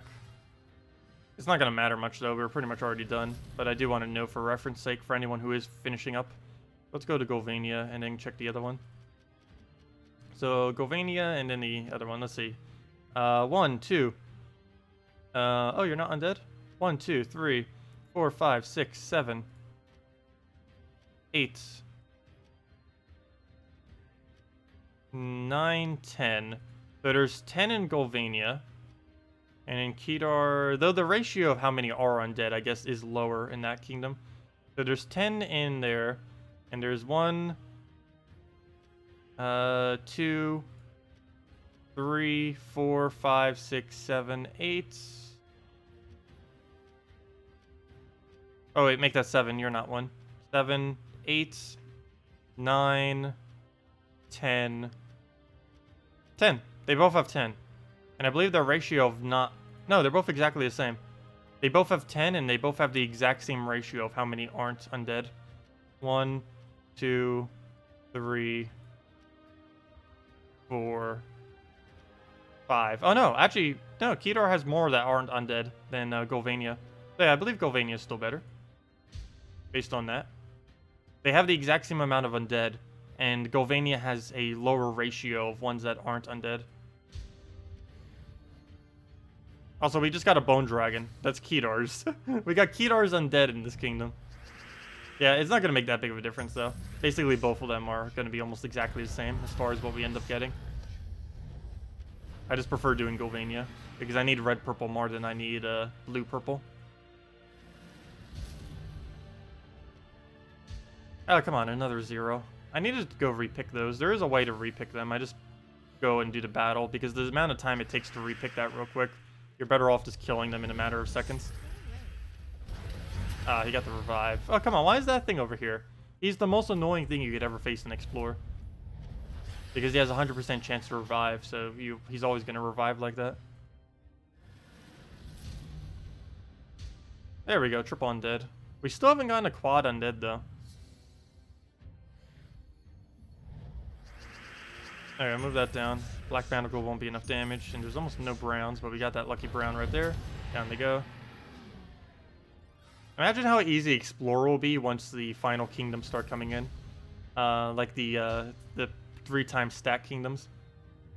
If they don't rebalance how Explorer and stuff is done, it's going to be very broken with how quickly you can win. There might even be a way to win even quicker than what we're doing now at that point. If that's even possible. I'll go throw that down. It is strange, but they got it now. Oh wait, you did get the code? Okay, that's weird that it wasn't working, but at least the way the workaround didn't end up working with everyone else using it for you. So that was good. Yeah, I have no clue why some people just randomly cannot use it. You're pretty sure much instantaneous as it is. Yeah, I know. It's pretty much as instantaneous as it can ever really get. There are very few things that could actually make this quicker. The only thing that could possibly make it quicker, which is probably never going to happen ever again, there used to be a way, but it doesn't exist anymore, is an empowered ability that does a lot of full AoE damage. This used to be capable with Dust Devil. Actually, it was nerfed the same day that we ended up starting this YouTube account on a regular basis, when we started doing a video every day. Was when they basically nerfed Dust Devil. But Dust Devil was like prior to this point, or prior to that point, I never actually got any video footage. I was going to, on literally the day that they nerfed it, unfortunately. But essentially what you could do with a Dust Devil, or what you used to be able to do, is his ability was scaled based on magic. And what you were able to do with this is, of course, if you were a player with a very high magic, like a +8 from having all the kingdoms up, or I think it was a +6 at the time because the other kingdom wasn't in yet. But with all that extra magic, you were able to use a Dust Devil, and you could double cast Dust Devil to kill the team. And at this point, with how much magic is in the game, I believe you'd almost have enough damage to one-shot in challenges with it. So you'd be able to get super ultra quick wins by doing that. For Explorer, you use a green team. But yeah, if anything with Empowered ever gets that one-shot, it would really work out well. For Explorer, you use a green team, and it works the same way as... wait, you use a green team? Works the same way as Princess Elspeth for Wayne, Setite, and Array. Yeah, that ends up working. It is possible to build it out of green. You can build it out of basically every color in the game. I just prefer doing it with brown, just because it allows us to do the half mana onto them. In case the board is really bad, a bomb bot only takes 1 brown on not even surging that brown in order to get it up. Also, Black Managle has a chance to pick off if they happen to revive on one of their troops. The Devour can trigger onto that revived troop. It very rarely comes into play, but it can save about 20 seconds whenever it does come into play. It'll probably only happen about once an hour if you were to constantly do this. But hey, that's extra 20 seconds that you didn't have earlier. Oh, there we go. It's done. There we go. There's the last of it. 201. Took a little bit longer than I was initially anticipating, but we got it. 6 event keys. Not really that big of a reward, but that is 6 event keys we didn't have. So, there we go. How much does that bring us up to? 410. Almost 420. But, yeah, when did we throw those event keys? I believe it's next Monday, actually. Next Monday is... Penn's Veil, and there is a new Legends coming in event keys next week. So, yes, next Monday I will be throwing down my event keys until I get one of the new one. You're also going to be able to get yourself a bunch of silent ones if you don't already have one. There's really no need to have a bunch of them, though. Once you have one, you have all you need. But, hey, at least you'll get it to Mythic, maybe indirectly, when trying to get the new Legends. Not quite sure what the new Legend is. I haven't checked the spoilers for it yet. Hopefully it is something not horrible. There's also an Epic coming out, so if you've been needing brown-purple trait stones, you're going to be able to stock up like crazy. Also, let me go get the link for any of you that need this link. Definitely bookmark it, keep it noted. It is a very useful resource. That link right there, if you open that up in a new tab, is the all the events that are going to be happening in the near future for PC mobile. Eventually, console players do note it as well that you guys will eventually be running off that same schedule. As this current moment in time, you don't. But by time, like, mid to late November, definitely by the end of this year, I can 100% guarantee console should be aligned with PC mobile, at which point that document will serve the same purpose for you guys to determine when upcoming events are going to happen. But anyways, guys, I believe we're going to transition over to our other account now. Some people were asking for it. Haven't really been able to get too much progress on it as of recently, so I guess we can go do that now and see what we can end up doing with it. So, yep, let's go transition. Let's go log out, switch over, and go from there. And we'll probably do that for the rest of the stream, mess around with our alternate account. Oops, I'm going to profile. That's not what I meant to do. I meant to change user, log out, logging out. Okay, let me switch over. And password, if I can remember which one it is. I keep forgetting this other account's password sometimes. Normally I remember it, but... Oops, I almost just clicked on Strife. Not yet, Strife. We'll be back for you. Gems of War. Wait, where's Gems of War? There it is. Okay. It disappeared with all the other G's. And now it should be up. There we go. Okay. Now let's go fix our interface from all the movement. And should be good to go now. If it would ever load. Loading! Did you redeem the code for the weaker account? No. I still haven't contacted support about that yet. I haven't bothered. I figured I bothered not even giving my code to this other account, just so it's a little bit fairer, I guess. Because most people, newer players particularly, probably don't have access to getting the code literally every time I ever do a code. They'd be lucky if they get one a week. But yeah, I've even claimed my Monday stuff, you can see. I should probably make sure I get those daily seals and stuff. So those are all of our seals we didn't claim from last week. 911. Daily rewards. And guild tasks. Ooh. Shiny gems. 390 gems just sitting there. Look at how precious that is. 390 gems. And a bunch of other resources. But yeah, what does that bring our key stash up to? Oops. I can definitely open the gold keys now. Those don't really matter as much. Anything useful? Not really. Also no news. Nope. Okay. So that brings us down to having 12 glory keys, 0 gems, 0... How do we have 0 event keys? You know what? I think we can get some events. Let's see. I'd have to find undead in PvP. And if we get 40 kills, we can get 2 free event keys. These we'll probably be saving for next week. Let's see, what's our current rarity drop pool these days? Search by rarity. I should base rarity, I guess. I believe everything's already at their base rarity though. I don't think I've ascended a single troop on this account yet. But yeah, we have one really good troop. That's about the furthest we have right now. It's Tesla. Everything else we have is near trash. Well, Rock Troll is decent. Ice Golem is decent. Heart of Chaos is decent in early game. Fizzbang has her purposes. Baba Yaga has her purposes. Nakriza purposes. Asha purposes. Werewolf are good in early game. Sunweaver, I guess, could be good in early game, and everything else is basically just useless. Particularly Merid, Tall, Tessarian, Luther, and Lady Sapphire are like really ridiculously useless. We have a Herdmaster too, which is kind of nice. What I really need is another Rock Spirit, which I don't believe we've gotten. No. Did we get another Dwarven Gate in those keys that I might not have noticed? Yes, we did. Oh, you know what we can do now? Oh, there's a really fun team we can do now. That was my try to do dungeons team. Let me go... What team can I replace? Not that one.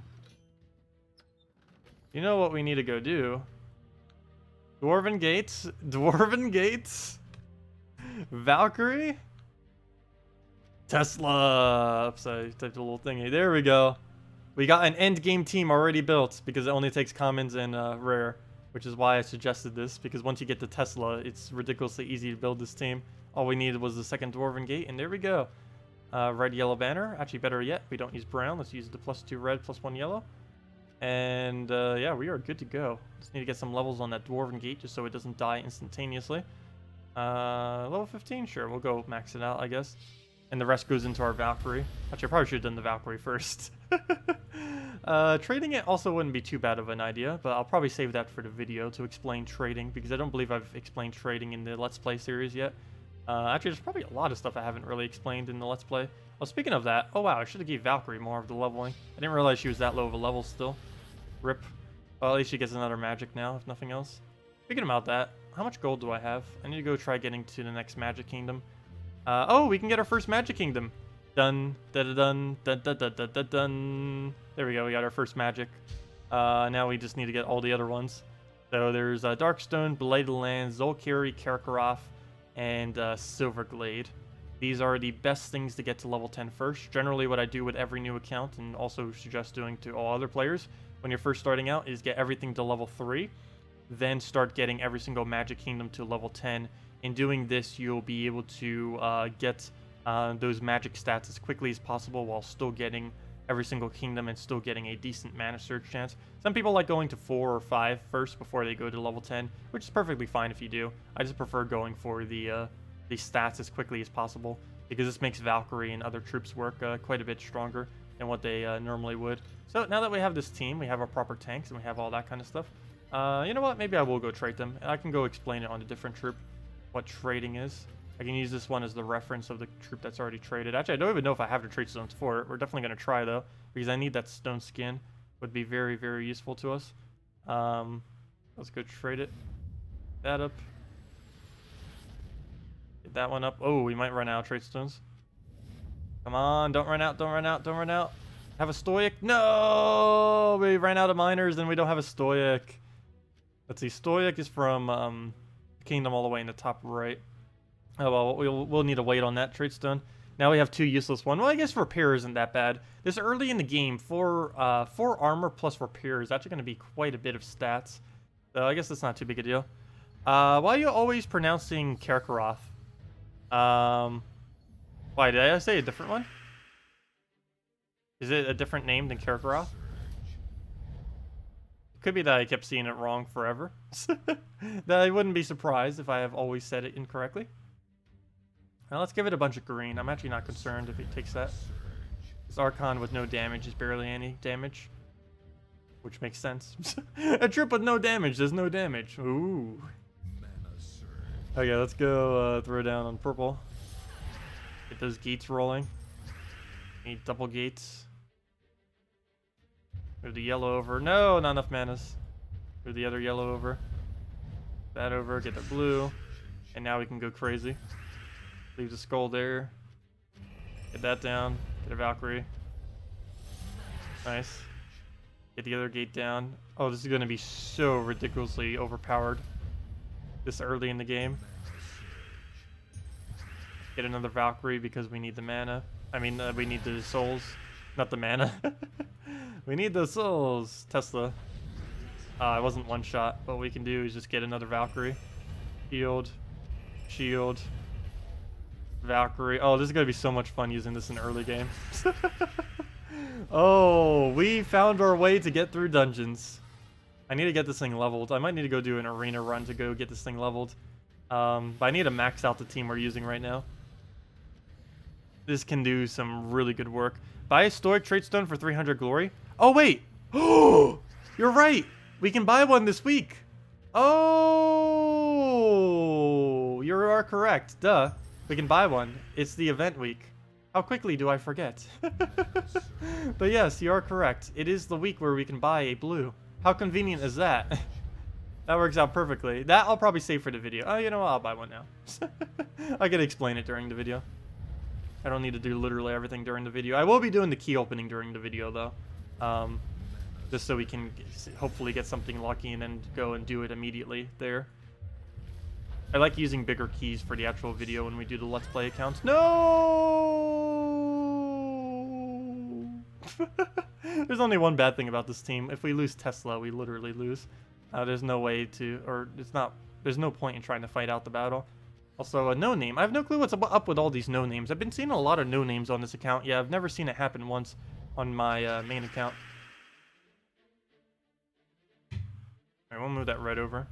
It doesn't matter if the red surge. Though that is helpful when it does, when we get a 5 times like that. Because it bleeds into the other one. Well, we let it take a skull. Not much I can do about that. Wait until the board gets a bit better. Throw Tesla number 1 and then just get another Tesla, and that will end out the battle. Only issue at the moment, though, is this board is horrifically bad, giving us basically nothing that we can do. There we go. Finally, we could do something. Got to go for it. Doesn't even matter how viable it is. I just need to get it so we can move on with the rest of the team. There we go. That's a Valkyrie. That'll give us more souls as well. And the board's already set up from earlier when we did it. So we'll move that down. Take out these reds. And that is match. Okay, apparently not. How on earth did that do so much less damage than the previous one?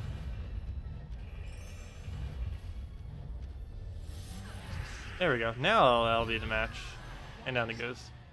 I guess he had a lot more armor than I was initially anticipating. Apparently. You know, we might not even need the stone skin this early in the game.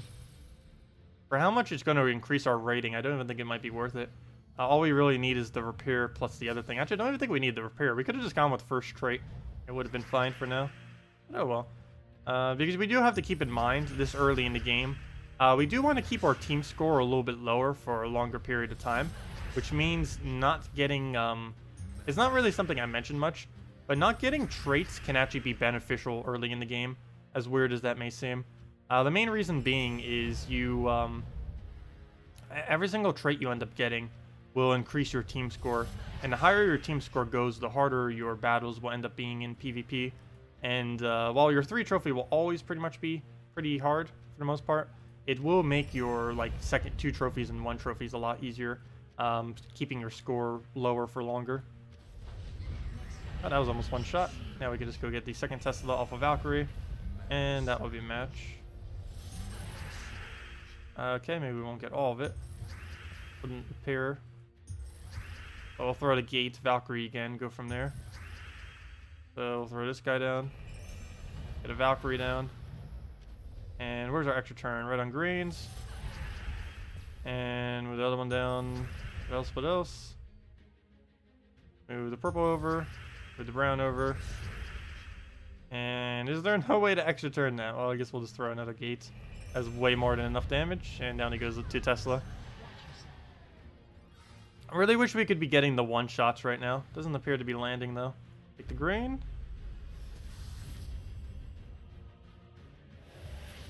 Let's see. You have already traded everything in the game that requires stoics and have a bunch of leftovers, so you didn't buy a whole lot of... I didn't buy any hammerheads on my main account. There really isn't much you need to. When on the pure colors, there's really only one thing that's ever really used that's good. It's either the Guardian or... It's either a Guardian, a hero class, or the one that does +5 to all of them. The Guild War Troop. Either of those 3 are basically the only 3 things you ever even need the pure trait stones for. Very few things actually use the pure color relative to every other color in the game. So it's not something you really need to stockpile. I'm not quite sure if they're going to ever have a sink for those as far as something to put them in. But you know what would actually have been a really good sink is if for every single trait stone in the game, they would have made it so you needed 1 arcane of both of the pure colors. I wonder if they'll ever rebalance it like that.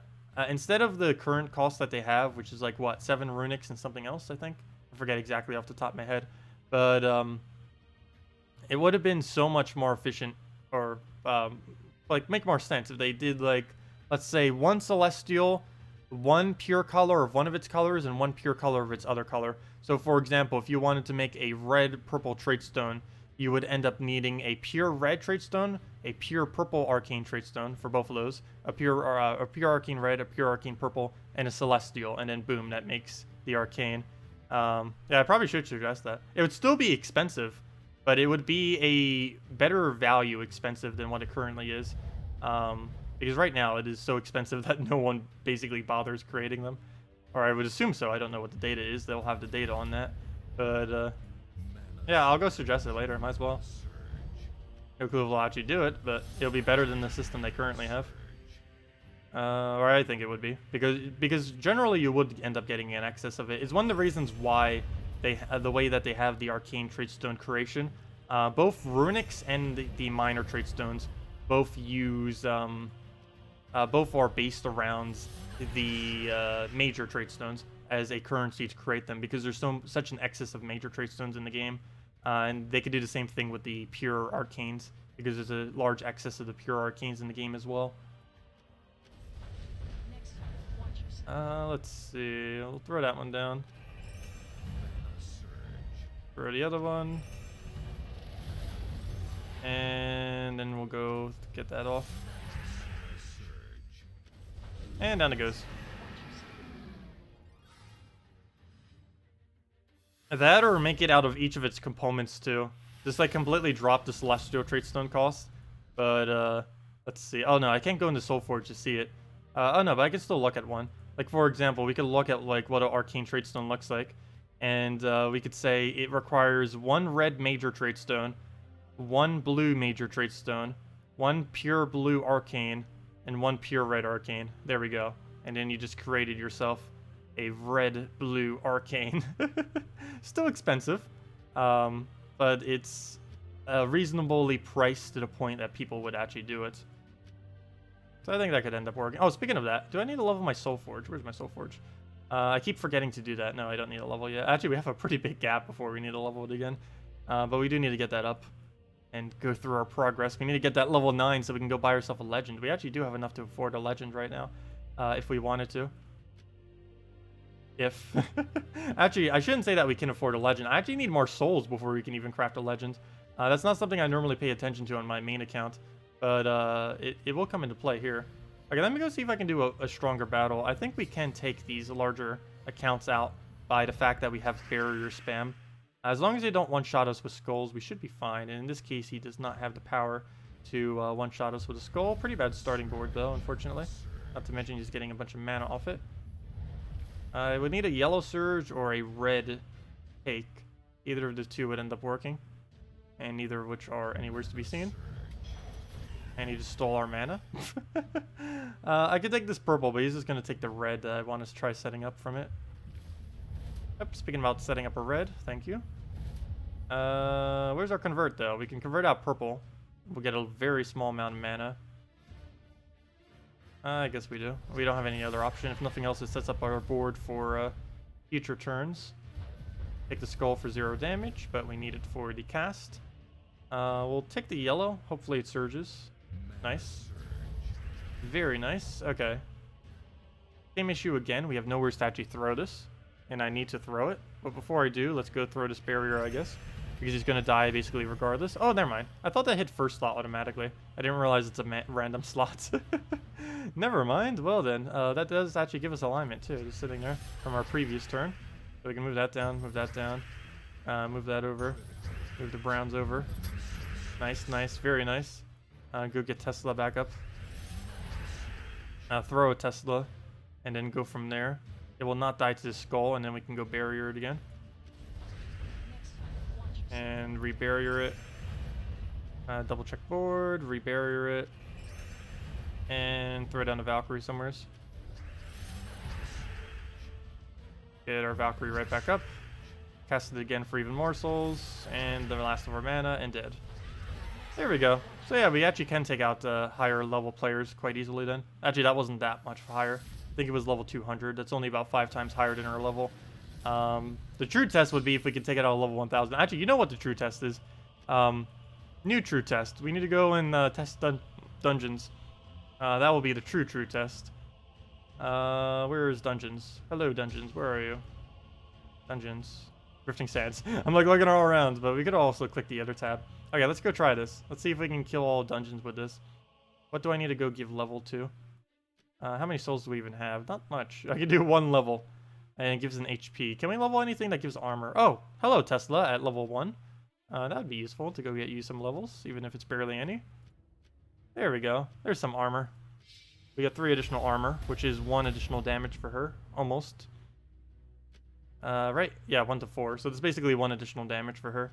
Okay, let's go test it. See what happens. We still need a lot more leveling on these guys, but it'll come in time. Into the dungeons we go. Okay, so right off the bat, take a yellow. Start getting the Valkyrie ready. Ideally, we yellow surge, though our chance of doing so is pretty low with this account, and we do miss it. So we'll just take a 3rd yellow. I'll give it to full mana. Get a really nice cast right there. And what do we do from here? Ideally, I'd want to drop that. There isn't anything good to drop it off of, though. We'll need to take Valkyrie mana, because now we could just use one thing to go get it to full. So that'll be quite convenient. Here we go to full. He removes reds, which I guess I don't care too much about. It's a color we use, but it's not going to make or break the team that we don't have reds on the board. Alright, move that over. Take the purple over. Put the green over. Take the yellow over. Get another Valkyrie down. And take another Valkyrie up. Another Tesla. And if that doesn't kill, we have another Valkyrie. Wow, 2 HP. Luckily, we have another one just waiting to go. And then we could just gate into the final kill. Well, first battle went down pretty easy. We might finally be able to do every single dungeon now that we have the double gate. Now that we have a common, I think we can kill everything. We had one common, but now that we have 2 commons, we can destroy them all with a Tesla. Ignore the fact that Tesla is a legendary. That's the only bad thing about this. No, most newer players won't actually be able to do this, what we're doing right now. You would need a Tesla to do exactly what we're doing. There isn't really any alternative. Maybe a Crimson Bat, but Crimson Bat does barely any damage when you're a newer player. As a newer player, a Tesla still scales up because it's based on your enemy stats. Well, it's based half on your enemy stats and half on your own stats. But, of course, the higher your enemy stats are, the better of a benefit you get. Whereas a Crimson Bat and almost every other troop doesn't actually benefit when the enemy is stronger. But a Tesla does, so against stronger enemies, it's not as big of a deal compared to other teams. Ooh, don't die. We might need to try a couple different times. We still have yet to ever complete the second dungeon battle. This would be our first time on this account if we do end up getting it. Still been meaning to make the guide video. I've been wanting to get at least a couple runs done on getting it fully completed, though, before I do. On a newer account. We're still under level 50. So we'd be able to get this done at a really low level if we do end up succeeding. Take the red just to get Tesla. Oh, yeah, he actually got the kill? Wow. That did a lot more damage. 29 damage per hit. Oh, also, he's gaining more stats per attack. That's why, too. Keep letting him take skulls, and he just keeps getting bigger from each one he takes. Well, we can drop that. It's 0 damage, or 1 damage, I should say, but it's better than him getting that on accident. We'll throw down the Tesla. He still has this barrier from the previous one. So that will help him. Speaking about helping, let me actually go have him throw that down. I'm actually have no concern about that whatsoever. I believe I'm just going to take the skull and then let him do whatever to the board. The reason I'm not afraid of that is now barrier will block Devour. So he actually can't devour us with that. It's one of the reasons why Great Maul is actually ridiculously weak right now, or at least under AI control. Because it's countered with a single barrier. It is ridiculously easy to counter now. Wow, he's almost going to one-shot us with skulls by the time he gets through all of this mess. Take a red and then the barrier up. Oh, he has Behemoth too. It's a little annoying, but we can still barrier protect. And get another Valkyrie up. Yeah, we're definitely going to need to try this again. Doesn't look like we're going to win this one. Does not look like a win. He can survive a skull, so we'll let him do that. Oh, he cannot survive that skull now, though. 33 damage will kill. Wish I could take a red into the skull, would be great. I'm just gonna barrier, though. Oh, he doubled the blue instead. Oh, but he still managed to get a skull. I was gonna say, that would have been amazing if he didn't get a skull because he did that. Fortunately, he still did.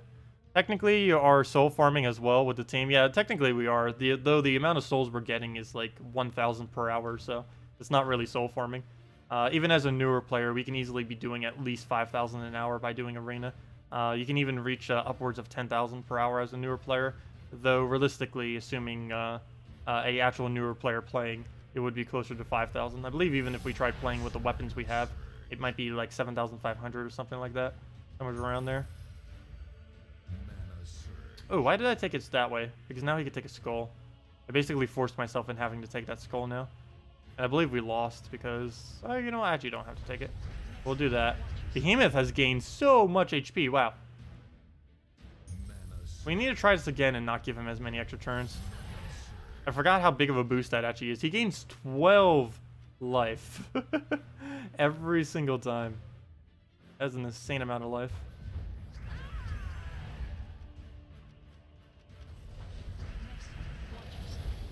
Can we win with one Tesla? It is technically possible, though very unlikely. Where to move, where to move. Go with this one. Make sure the scrolls don't have any chance of really coming together. Take this red so they get further apart. And it gives us full mana guaranteed as well.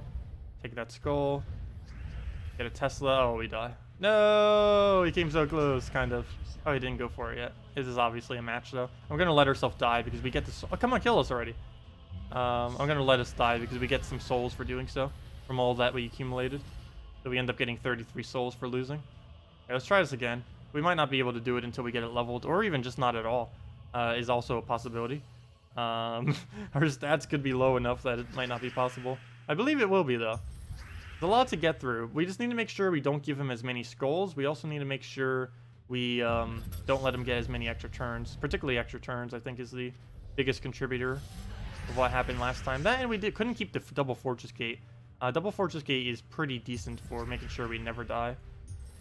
So there we go. Very nice start. We can go throw a Tesla immediately for some solid starting damage. We'll get that down. Get a nice Valkyrie to follow up. Okay, I think we got it this time. Really solid start. Try to take all the extra turns. Might as well take this too. Even get mana out of it and everything. Oh, he didn't go for the skull. Perfect. Sweet.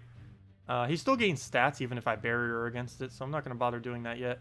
I'm not going to bother taking the skull either because we have such a good mana pool right now that it wouldn't really be worth it. Do we have a convert of any kind on the Valkyrie? Other than red. Ideally, I do want to keep red on the board. Not a big deal if we do remove it, but I prefer not deliberately removing it from the board. Would be pretty nice. Okay. We have the Valkyrie still. We might as well use that now. Go do that on the purple. Get that rolling. Need him to get to full mana. Or at least in the range of full mana.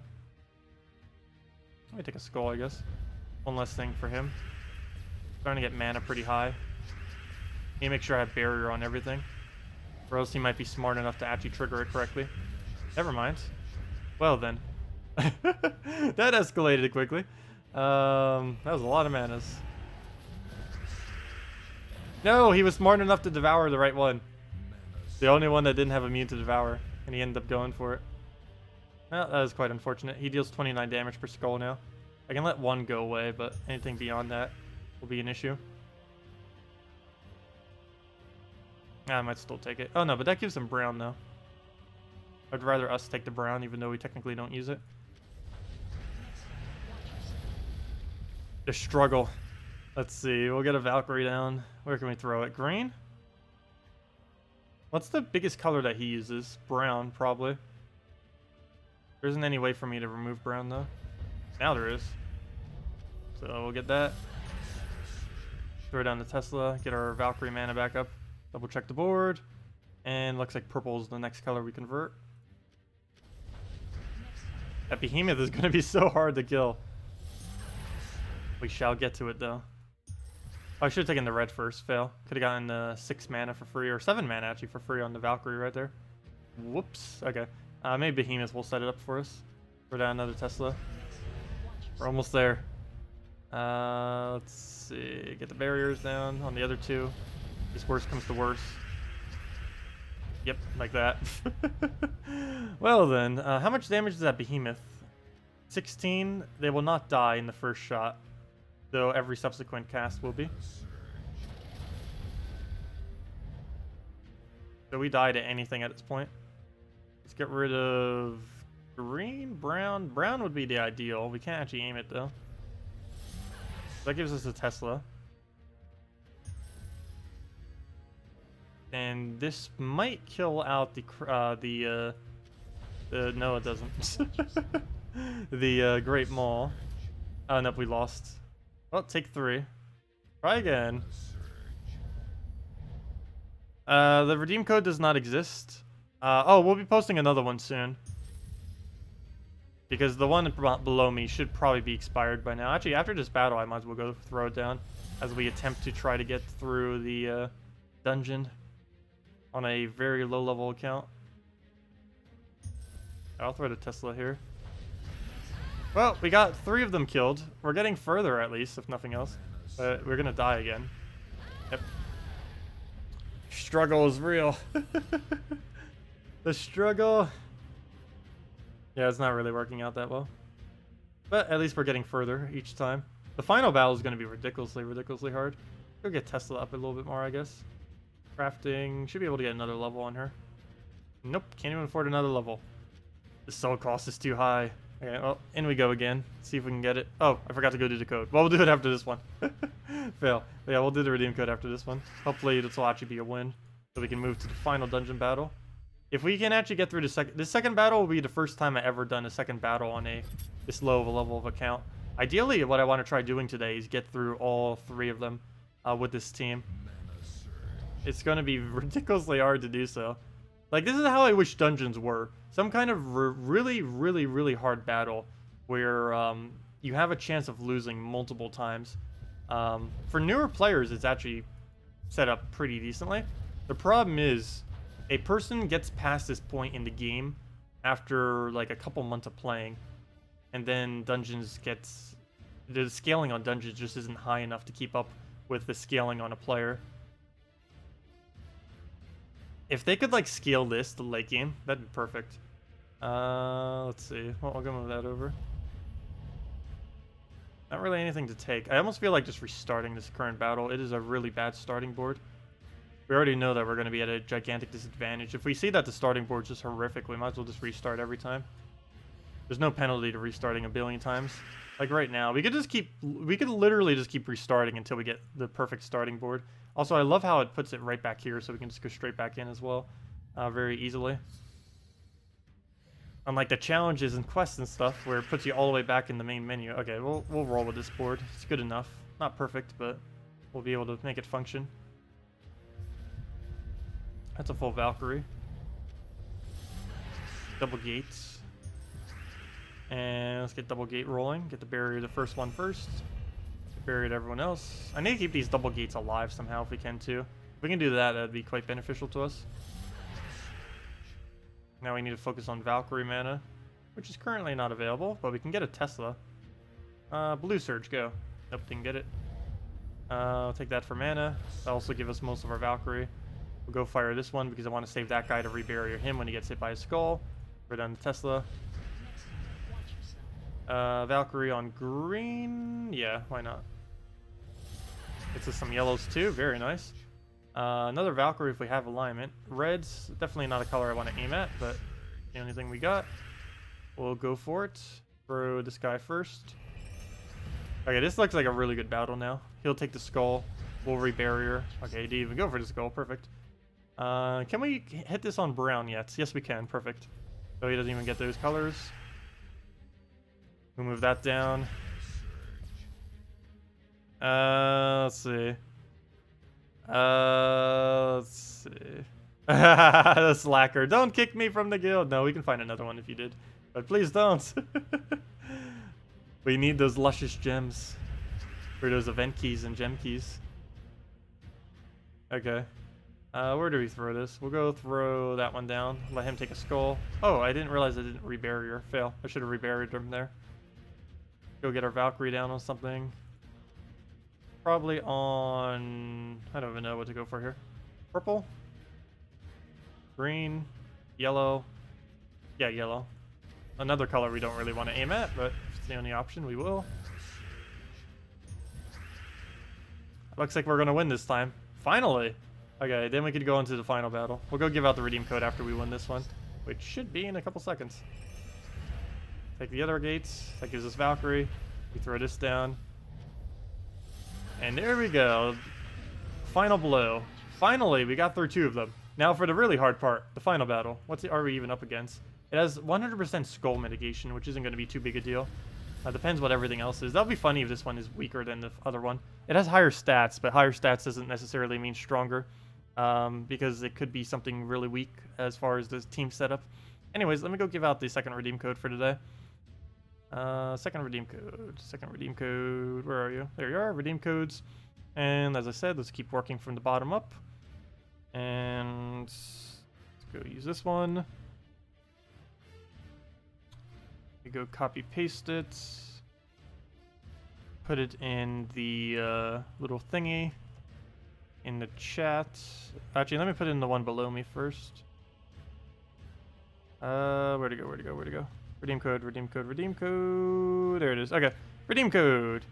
And we'll have more on Monday nights. And here you guys go.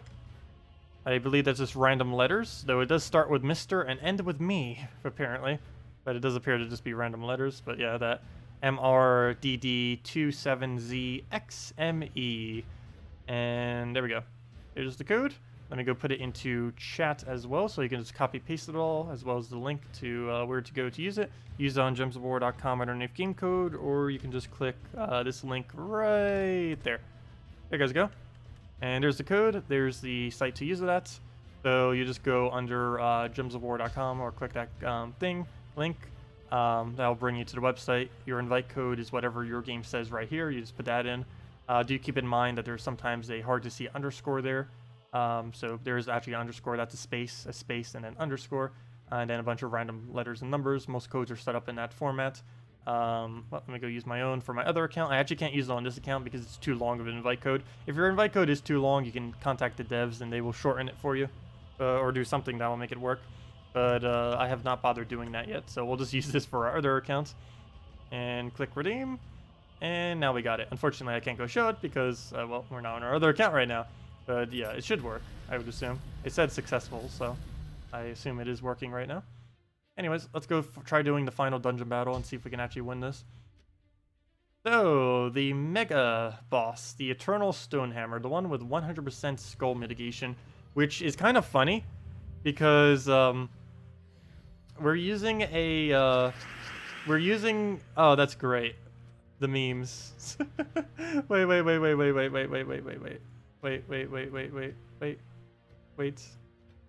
Where's blurring this? I need to screenshot this. We're using something with 0 attack against something that has 100% skull mitigation. Oh, that is great. That is really great. Wait, I need to screenshot that. Where's blur? There it is. Blur. There we go. I need to screenshot that. Reduce damage from skulls by 100%. Does 0 skull damage. That's great. Wait. Where's screenshot? There we go. Screenshot that. And screenshot that skull as if I'm going to take it. Let me wait till it blinks. Blink, skull, blink. There we go. And there we go. Oh, that is perfect. Okay, this might be a little hard. He has High Forge in it. So they start with half mana. Take a red. Hey, we got a skull! Aha! There we go. We did a 0 damage skull against something that has 100% reduction on skulls. How perfect is that? You know what? Maybe I should have Valkyried that. I didn't want to initially, but you know what? We can Valkyrie this instead. There we go. And now we can cancel out his skull that he ends up doing soon. We'll get another Valkyrie to go rebarrier, and we'll go from there. Should be Tesla first. I can't get brown yet. We can do it on red, but I kind of want to wait. So we get a better alignment on something. There we go, like brown. Perfect. To get rid of all his browns, which he does use, similar to the previous team. It is brown days, so all these are based around brown. He is not rebarriered yet, though he will not die in one shot to his skull, so we can leave him as is. As long as he doesn't convert out blue, we should be fine off of that one. Okay, he doesn't even do anything, so that works out perfectly. Can we Valkyrie something while still keeping that intact? Yes, we can Valkyrie the red and still keep that there. So we'll do this. Unfortunately, we got to get rid of red, but we get Valkyrie right back up from doing it. Still no need to barrier that. He'll still survive the skull poke, though now there's a good chance he'll convert out blue and then get a really good value out of that. Hopefully that doesn't happen. Good. He did not convert out blue. Still a very nice convert, though. Let's go get this guy to barrier just so we don't need to deal with it. Just in case something weird happens. You know what? Maybe not. You know, I am going to Valkyrie. Okay, we'll throw that down. Move this extra turn over. Hopefully he'll get skull distracted. We could lose Tesla here. Might need a barrier. I don't know. I assume High Forge will die to this. Oh, or his whole entire team will die. There we go. There we go. And just for the screenshot's sake, since we already screenshotted the other two, we finally did it. Our first time. This might be the lowest level that has ever completed this. I'm not quite sure. Because realistically, most people wouldn't bother rushing to it. But yes, dungeons are technically possible under level 50. Realistically, I think you need... Well, it really depends what troops you get. You could technically do it at level 1 if you had all the troops. But, yeah, there we go. We did it under level 50. I'm pretty sure someone has done it at a lower level. If you were to really try to do dungeons at a lower level, it would be technically possible. But, yeah, there we go. That could possibly be the lowest level ever done. So this was a pretty easy day. The second battle, like I said, the second battle was harder than the third. Even though it had higher stats, the synergy on the team wasn't as good relative to the second battle. It still had some synergy, but as I said many times, that troop is useless. Stonehammer. As case in point, as the what just happened from that battle. But there we go. Let me screenshot this too, because why not? There we go. We get all the screenshots. Well, we completed the main objective. I wasn't expecting that to go so quickly, especially after how the second one went. But yeah, we already got that done. Let's see, how's our Soul Forge coming along? Definitely want to get another level if we can.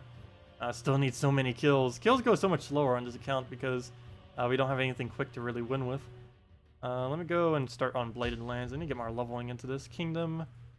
Need to start getting those magic levels. Oops, I don't have any more gold. Used up all the gold already. Okay. Well, let's keep fighting the battles. I'm not going to bother going up against the Famine. Famine's already annoying enough. We'll get to that when we get to it. We are not fighting Famine any earlier than we have to. That is definitely not something I want to go out of my way for. That is for sure. If it was some kind of easy team, I wouldn't mind, but... Oops, I almost just left the battle. It's like, oh, this is a horrible board. Let me go and get a new board. It's like, oops, never mind. We're not doing that anymore. Let's see. We'll go take a yellow right there. That'll give us a Valkyrie that we can then throw down. So we'll throw this onto the purple right there. That will then allow us to get a gate if we want. Take the purple, or the blue right there. Let's see. Hey, no problem for the code, everyone. Also, if anyone still has any questions, feel free to leave them in chat. We can still answer them, even though we can't technically go over teams since we don't have the capability to on this account. But if there's anything you guys want me to cover or chat about or anything, let me know and we shall. Move that, and now we can just throw the Tesla into a Valkyrie. That's almost team wipe right there. Now that's the things I want to see with a Tesla. That happening every single time would be amazing. So it's very hard for it to happen. The enemy team would have to have a lot higher of an armor than an HP value for that to happen consistently. I wonder if they'll nerf Dwarven Gate. In all honesty, I do have to say, Dwarven Gate is quite overpowered for a common. It's not really in need of nerf in the relative to late game, because in late game it's pretty average, mid-tier kind of troop. But in early game, similar to how ridiculously overpowered Dragon Soul is, this thing is also just ridiculously insane early on in the game. And it's only a common too, unlike Dragon Soul, which is a legend, which most people wouldn't have this early. As I say that, this is a level 55 that has Dragon Soul and Amnesia. Talk about lucky. He has the perfect Guild War troop, and he has a Dragon Soul, which is good for soul farming. He has everything he needs. He's even using a somewhat correct team. The only thing that's not correct on this team is Demostraxia. It would be better if he was using a frontline brown tank in front of the giant spider. But other than that, if he was using like a golem or something in first slot, fully traded golem, or double traded golem, because you get stone skin on second trait. Golem's the cheapest stone skin you can get for any newer player that happens to need one. He could just go golem first slot, then giant spider. Basically, golem in first slot, then move everything down by one, and just get rid of Demostraxia. And he pretty much has a perfect team going for him. Or maybe not the most perfect team. Amnesia is a little bit clunky in that team at that point. But still, it's definitely pretty decent. Let's see. I know the dungeons need 110% concentration. Sorry, did you say a question earlier while I was doing dungeons and then I ignored it? Let me see. Hello, Martin. Also, welcome. You were curious. How much do you usually get from tributes on my main account? I generally average a 7 times tribute. I forget the exact resource lines of a 7 times tribute, but a 7 times tribute will guarantee you 6 gems and 12 gold keys among all the actual tributes you get, which are pretty random. But yeah, that's what we end up getting around 7 times. I believe 8 or 7 is where you end up getting the most. Someone has data that they end up calculating it out that shows the exact % chance at someone who has everything maxed at the moment. I do not have that data off the top of my head though, or a link to where they might have posted it. But someone has done all the math for it. But I think a 7 times or an 8 times is the most common. I believe 7 times, though, as the game progresses, it's going to probably move to about a 10 times as the most common once we start hitting 30% tribute kingdoms. Yeah, as this current moment, it's about 6 gems. On average, it's about 6 gems, 12 gold keys, and whatever other resources we get per tribute. So whatever 7 resources are from kingdoms. It can vary quite substantially from tribute to tribute. So I don't know what the exact average would be. I know the average for the gems and gold keys simply because that doesn't really change. Since regardless of what kingdoms you get tribute from, you still end up getting the exact same drops from those. Because every kingdom gives it. It's determined based on how many kingdoms actually give you tribute. For any of you that didn't know, it's how many tributes you get -1 is how many gems you get, and how many tribute you get, and how many gold keys you get is how many tributes -1 times 2, or those 2 in bracket. You do the -1 first, and then times it by 2. So if you have like a 6 tributes, that would then end up giving you 10 gold keys, because 6 minus 1 for 5, and then times it by 2, and then you get your 10. Well, go move that over. Valkyrie on the yellow there. Yeah, no problem for the other code. Frequent tribute collection will eventually add up. Yeah. Actually, if you're a late game player, it's you can get. Let's see, how many is that per day? If you were to do it 20 times somehow a day. Actually, let's say you sleep for 8 hours, so 16. If you were to do it 16 times a day, let's say you average 7, it would be one of the best gem farming methods even in the game right now. Surprisingly, you would end up getting around approximately 112 gems per day if you were to do it every single hour for 6 hours.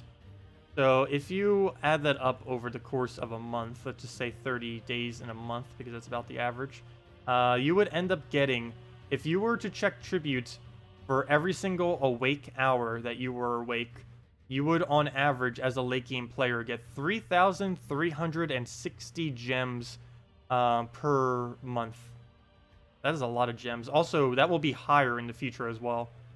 So if any of you are wondering why they kind of like nerfed gems a little bit, that's kind of one of the reasons why they did that in tribute, or in guild tasks. Because if you were to actually check your tribute every single possible moment you could, which realistically no one does, but if you were to like have it on your phone, have like some kind of timer set for like an hour that just like beeps every single time on the hour, and then you just like check it. If you were to do that for whatever reason, if you wanted to, you would get over 3,000 gems per month. Though that would be a lot of effort to put into that, but yeah, you would get a lot of gems from it.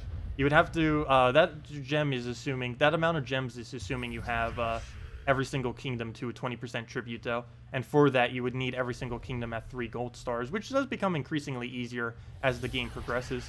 Also, that amount would increase as soon as we get the new kingdom, and will keep increasing over time as well. It could eventually reach the point where it's 5,000 per month. That'd be insane. Though no one is realistically going to do that. There might be some people partially doing that now. I wouldn't be surprised. As long as he gets them before they leave the glory shop. Oh yeah, I'm not going to be doing that yet. I'm going to be doing a video later, either today or tomorrow on this account to get the stoic trait stone, because I want to do it for the video. I also need to make sure I get more minor trait stones, but we can simply buy more of him in order to get those minor trait stones.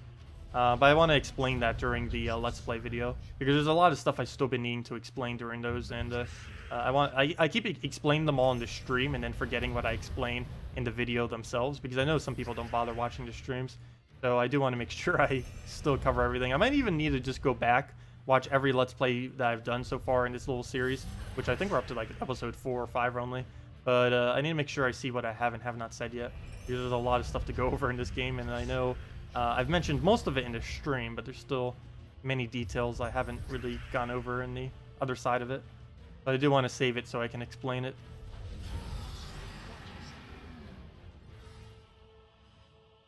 There we go. We should be able to reach level 50 this stream as well on this account. Nice little milestone. I believe the AI gets harder at level 50. I believe it's either 30 or 50. Based on the fact that they still seem pretty easy right now and doing weird moves, I believe it's level 50. Also, something else that happens after 50, which is somewhat annoying, is troops within kingdoms start to have trait stones on them, which generally, as a casual player reaching level 50, you will not have any traits whatsoever on your troops, yet you start fighting things that already start having traits. Realistically, I think they need to raise the level in which troops start getting traits within like quests and stuff to around level 75 or something. Mainly because at level 50, you still don't really have traits of your own to be using. You can on like commons and rares, but anything other than a common or rare, you're gonna have basically 0 traits on because of how expensive they are. Yet the kingdom or yet the quest will still have them on their common and rares. Not that many, but still. Well, we'll go throw the Tesla down. Hopefully kill. Hit it already. There we go. And now we just have the 1, which we'll go for another Tesla on. Just do that into a Valkyrie, and that should be enough. Nope, didn't get it all the way. And doubling it also... Actually, you know what? Doubling would be enough. We'll throw that down. Throw that down. Get a Valkyrie. And that's definitely way more than enough mana. And down it goes. Yeah, traits can be really annoying in the questline. One thing that's also ultra annoying is if you only played quests in this game, you would end up having... I think you would end up having... let's assume a player doesn't play any arena, doesn't play any treasure maps. If they 100% played only quests from the second they began playing the game, they would have traits on enemies before they even reach their first level 15. That is how unbalanced it would end up being. It's really bad to focus on only questing. I know a lot of newer players, it's like, oh, quest, and we get an epic at the end, and maybe they'll notice they get a hero class too from the first one. It's like, oh, I should go complete out all the kingdoms. It's actually really inefficient to complete out the kingdom quest lines because they give the best EXP in the game, and EXP in this game is actually bad when you're first starting out. You want to keep your level as low as possible for as long as possible. You also want to keep your team score as low as possible for as long as possible as well. That's not as big a deal, though, on your team score. But it's definitely a pretty big deal on your hero level because it's one of the biggest contributing factors to who you get faced in an arena as well as who you get faced in PvP. Well, let's go double this, get a Valkyrie down, cast it again, go from there. Do that on red. That out the way. Let's see. Take the blues for free. And now we just simply cast one and that's match. And down goes with the Tesla. Thank you, Paul. Glad to get up. Yeah, if anyone else has any other questions or if I missed anything, feel free to leave them in chat. Let's see. Is not going to buy Stoic today. Yeah, I'm probably going to either buy Stoic later today during the video or tomorrow sometime during the video. We'll be doing it on the recording. Hopefully I don't forget. That'd be a fail. It's like, no, we needed that Stoic. But yeah, I don't really need to bother with it now. If anything, we don't even need the stone skin that it gives. It makes almost no difference in these battles. And it's going to give us a lot higher of a team score, so I don't really want to do it yet. We will be doing it for the video, though. Throw that down. And there's no need for me to buy 2. That would just be a waste. We barely even need the 1. Take the red, get a Valkyrie. Do it on something. Let's say green. That looks like green. Get the greens down.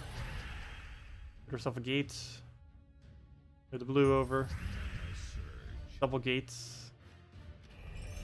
Gate number 1. Move that over.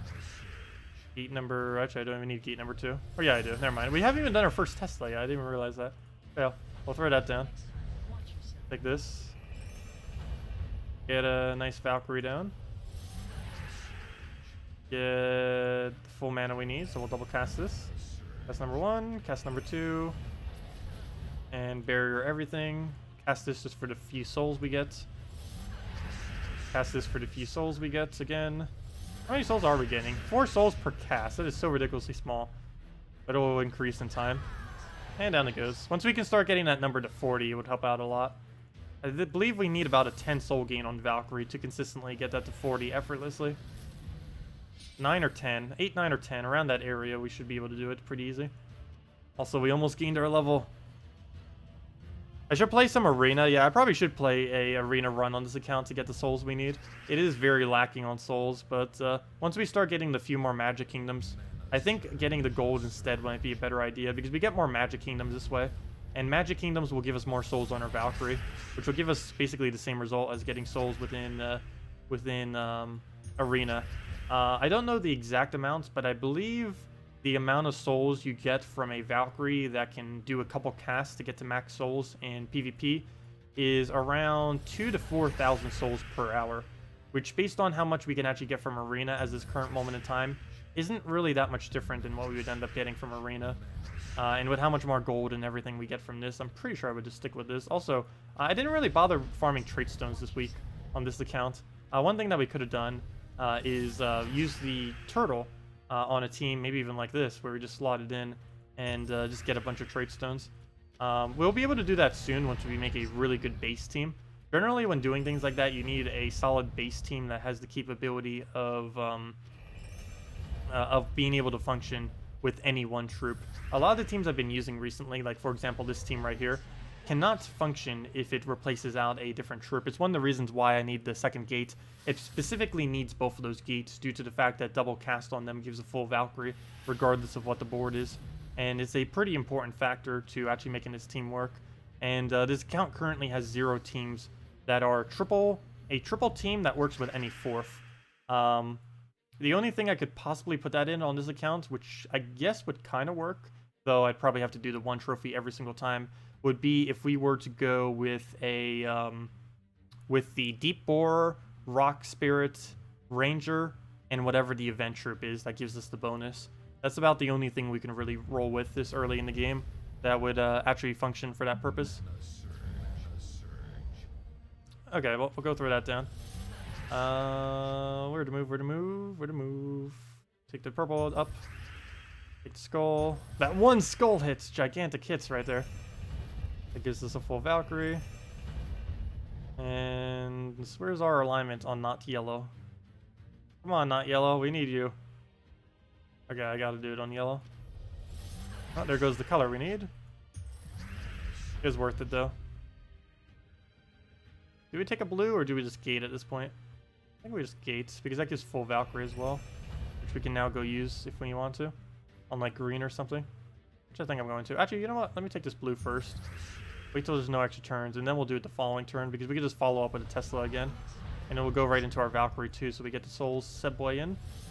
Get a little bit of souls, Tesla dead. There we go.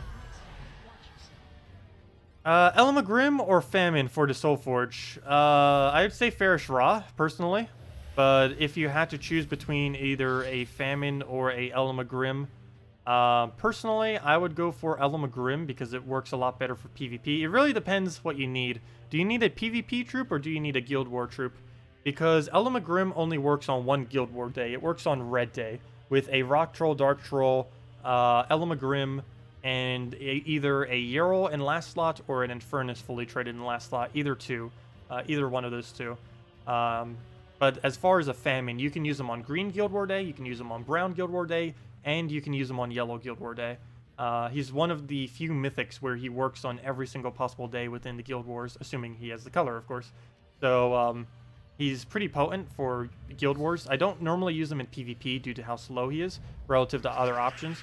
But for Guild Wars, he has, or really in any team that you use him in, he has a really consistently high win rate relative to other things they could possibly use, which is one of the reasons why he's so favorable within the context of Guild Wars. But yeah, it really depends what you want. Do you want a better PvP, or do you want a better Guild Wars? I personally prefer Elma Grim, but I could definitely see the viability of a Famine in there. Personally, though, I would just go for wait for Farish Ra. Out of anything you could ever craft out of the Soul Forge, Farish Ra is probably the only thing I would ever do as a mid to late game player if you didn't already have 3 of him. Mainly because the sooner you get 3 of him, the sooner you'll be able to farm souls quicker. It's not something you really need to worry about as a newer player, so as a newer player you can focus more on like maybe that nice golden legend that you need of some kind. I mean, or mythic. Depending on which one you actually want to get. Like, for example, on this account, my first priority is to get an extremely insane legend. Ideally, Dragon Soul, but if we can find something else that might be also decently as good, I might go for it. Like, that's the goal on this account.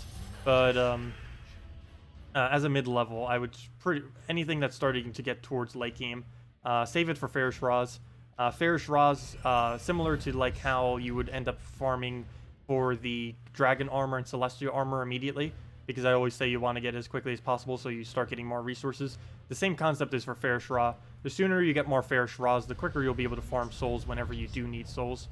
There isn't anything that farms souls quicker than a Ferrous Raw, and due to that, it's generally advised to get them.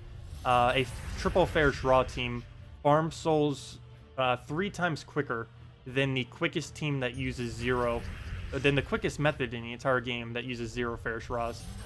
So by getting 3 of him, you get 3 times quicker.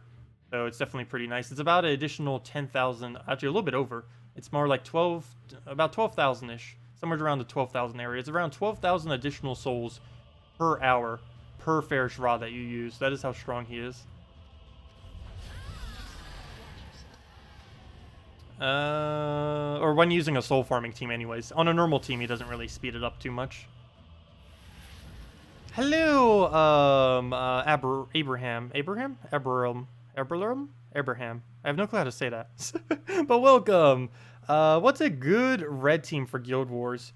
Red team, I normally go with the Infernus Elmagrim thing. Other than the Infernus Elmagrim thing, true damage.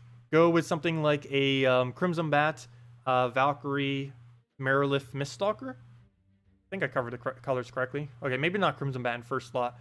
A Marilith, Valkyrie, Crimson Bat, Miststalker. Yeah, some kind of team based purely on true damage. There's a lot of really good red true damage troops. Actually, almost every single troop that does do true damage is under red. Actually, you can see we're even using one right now. Tesla is a red troop. There's a lot of red options that can do true damage. True damage, I normally don't advise doing as much in Guild Wars because it does technically get you less points. But if it wins quicker, you won't notice that it's doing any less points. So as long as it wins quickly, it's fine. And it's a pretty safe team to kind of use, at least for mid-level. I wouldn't really advise it in bracket 1, but if you're in like bracket 3 or lower, you can definitely get away very easily by doing a budget true damage team. Most true damage options are pretty cheap except for the legends, like Tesla, Crimson Bats, and stuff like that. They are a little bit more expensive, but as far as things like Marilith, Miststalker, I'm trying to think of another one that's red. I'm thinking of a bunch of them, but I'm having trouble bringing up some of the other red ones. Miststalker is absolutely insane, by the way. One of the best early game troops. I'm personally not using him much because I focus more on like the... aside from this team, I've been focusing more on the physical damage teams. But Crimson Battle, Miststalker alone, you could do a double Miststalker once you get his traits, or really you only need his first trait of Magic Link. But once you get it up, go like double Miststalker if you have a Marilith. Like double Miststalker Marilith with one other thing is surprisingly enough to win earlier on in Red Guild War. It wouldn't work in bracket 1 though.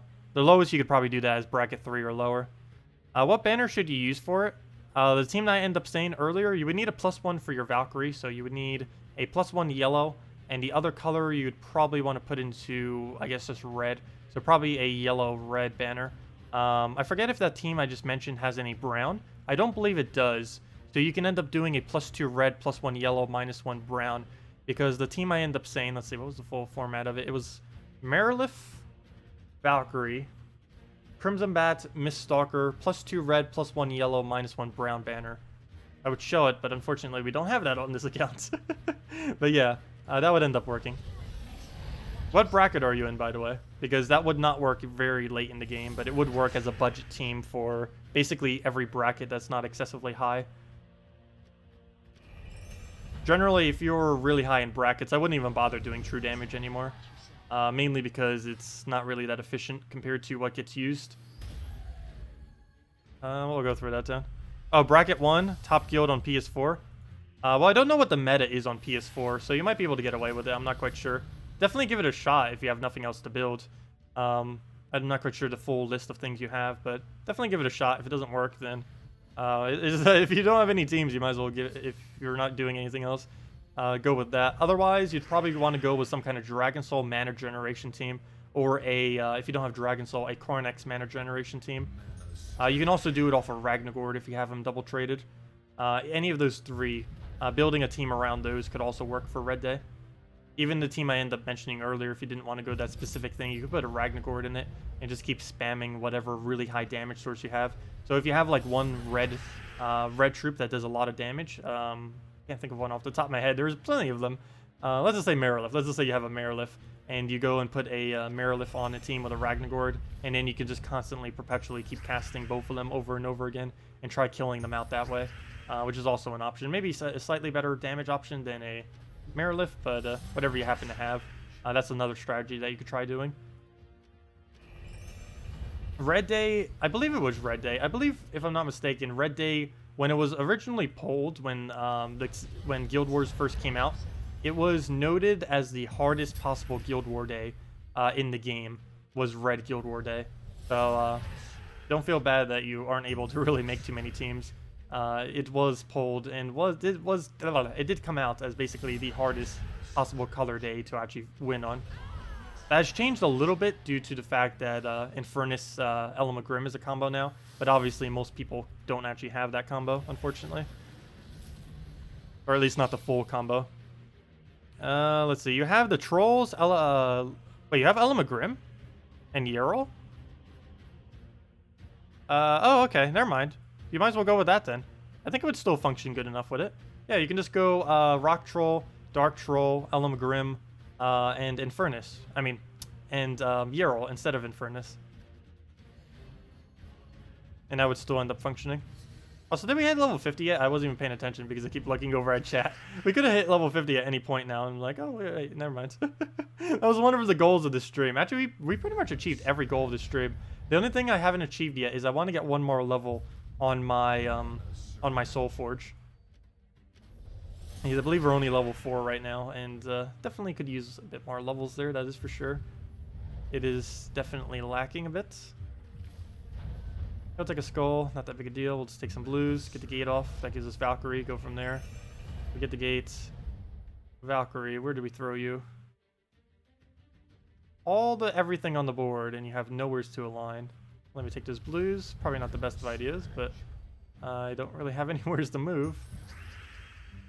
Still nothing to do with all this. I could try red surging for the mana. Nope, didn't get it. Come on, that would have been full mana too. Now we have alignment. It's only purple though, but I guess I'll still go for it. Nice, got the double cascade, though into a mana we don't actually use though. We could take green, blue, blue. And then get ourselves a Tesla down. We'll throw the Tesla. Get ourselves a gate. Take that up. Throw down the first one. Boom. Throw down the second one. Double booms. And get that down right there. Go throw down another gate. And then we just killed them all with that. Oh, almost all. Still alive. Okay. Well, we can just Valkyrie it. Then get a nice Valkyrie on the Browns right there. And then Tesla it down. Down it goes. What image is that? Random image being sent. Let's see. Arena. You ended up getting a pure yellow team with a Centaur Scout, a Ranger, and a Sliff. Actually, Sliff's not that bad either. You can put that in second slot. Gets a pretty good boost ratio if they happen to use brown. Sounds pretty solid. I don't think I've ever drafted a full yellow team. Oh, no, I did. I did that at least once. Generally, I like getting a mana generator if I can to help support it, rather than just going pure into the color, though. Yeah, the Dawnbringer is absolutely insane in Arena right now. I'm really curious what the next mythic weapon will be. It'll probably be equally as overpowered. What is with all the numbers? So many 23s and 3s. Messages deleted. I have no clue what that was about. 23 spam. New meta. Spam the 23s. Okay. Well, I could have taken a 5 times there. Wait, why didn't I? Fail. Also, whoa, it is windy outside. I can hear... Normally, I can't hear the wind from inside. If I can, that is a good sign that it's really windy. The hurricane is isn't going to be hitting me, but it is going to be passing me in a way that I am probably going to get some really bad weather in the next day or so. Even though I haven't really been keeping up with this hurricane. It's not going to be hitting me at all. But there is a chance that either tomorrow or the following day, or Tuesday, Like anytime from basically Sunday to Tuesday, there's a chance that I could lose the electricity. Because I ended up doing it during the previous hurricane, the one that ended up hitting Florida. We ended up losing electricity a lot on one of the days, even though the hurricane didn't directly hit us. So yeah, do keep that in mind for later. If we're randomly not here at some point on Monday or Sunday, it's likely just because electricity is out. Let's see. Well, we'll go to get Tesla down. Oh, wow, that was enough to one-shot already? Why did I do all that other mess then? Didn't realize that was already enough. He can explain the numbers in 300 seconds. Is the full yellow Strix team viable? No. I would not bother with that. Strixes aren't really that good. There's only one good Strix in the entire game, and that is the legend from the kingdom. Wait, where's the kingdom? There it is. Suncrest. On yellow. On show all. So, full yellow Strix. No, you would not be able to get away with that. You would be able to get a nice storm. The problem is you have two different types of storms.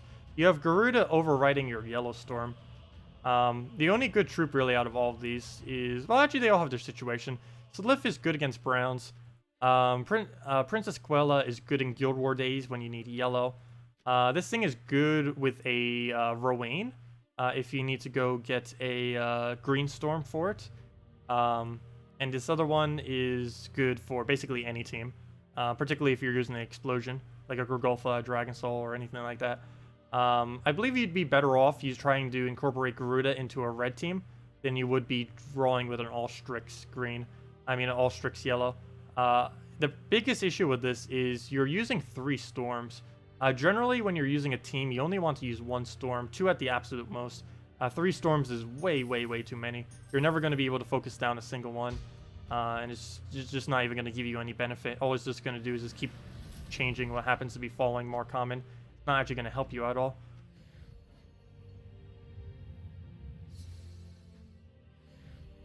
But yeah, if anyone else still has any other questions, feel free to leave them. Let's see, move that over. Go and get ourselves... yellow, go. Nope. Didn't get it. Didn't get lucky enough. Wow, that storm is loud. It sounds like it just started pouring out of nowhere. It was even pretty nice a couple hours ago. It was like sun coming in, like I could just see it like hitting the green screen.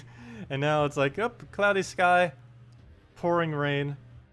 Actually, I might need to go for a walk in the rain if it's not thundering. I haven't walked out in the rain for a while. I normally like doing that just for fun. I don't know why, but somewhere where I am in South Carolina, this never happened in New Jersey when I used to be there. There's like flash rains here. I guess it's because it's kind of like more in a hurricane zone. But sometimes it will rain, and then out of nowhere, like perfectly clear sky, then randomly rain, like pouring for like 5 minutes, and then it'll stop. It'll completely stop, and it's like, oh, okay. And then it'll be a couple hours later, and then pours again, and it's like stops, and then oh, okay, then it starts up again. But it'll just like flash rain, and then nothing at all. I know, it sounds like a great idea after that cold. It's not gonna do anything. Actually, I don't even know if that was a cold. I'm bad at identifying illnesses. All I know is I had a hot head and was coughing a lot. So, it wasn't sore throat though, it was just coughing a lot with really hacky coughs. Yeah, flu, whatever it was. But if I'm already over it, then why would it affect it? I don't even know if it's... I'm pretty sure it's just seasonal allergies. I don't even think it was a flu or cold or anything. I get seasonal allergies pretty much all the seasons. There isn't a single season I don't. Also, when I got allergy tested, I'm allergic to all versions of pollen too. I'm allergic to almost every single thing. I believe I mentioned that before. I ended up getting allergy tested about 2 years ago, back when I still had insurance. And as far as environmental testing, like as far as things within the environment that ends up triggering like allergies and stuff like that, literally everything they tested, or almost every single thing, ended up testing as I am allergic to it. That was a fail. I'm even allergic to some things through eating. The only really noteworthy one is nuts though, which I already knew. Still allergic to all forms of nuts. Let's see. I still don't have an updated EpiPen either, which is somewhat unfortunate. Though I normally don't eat strange foods, and that's one of the reasons why I don't anymore, because I don't have an updated EpiPen. I could always go buy one over the counter, but I believe, or I don't even know if I can do that, but if I can, they're several $100s right now. But I haven't really bothered yet. I still have one. It's just, generally you're supposed to replace them every year, and the one I have right now is like a 1.5 years old. Also, it was recalled. The one I have is a 1.5 years old, plus it was recalled due to some kind of defect. I have no clue what the defect was, but it has some kind of defect. Let's see. So I can't even use it if I wanted to. Not only is it expired, it's expired and defected. We'll go throw down the gates. Can we not take a red? No, we can't. We'll go throw that down. We'll go move the red over. Oh, wait, we already have full mana. I didn't need to move that red. Fail. I could just throw Tesla there. I love how he just armor buffed everything to give us the kill. That worked out perfectly. Terrible genes. All the terrible genes. Very much so. Okay, there we go. We need 29 more kills is the goal. 29 more. Basically worth 1 gem each. And we don't get anything good from that. Though there's almost nothing we even can get that is good from that.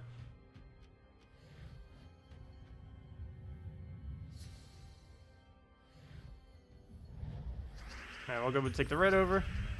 Get ourselves the Valkyrie down, brown, and double gate it. Get all the gates. Let's see. Move blue. Get gate number 1. Let it get protected. Gate number 2. Get the Valkyrie.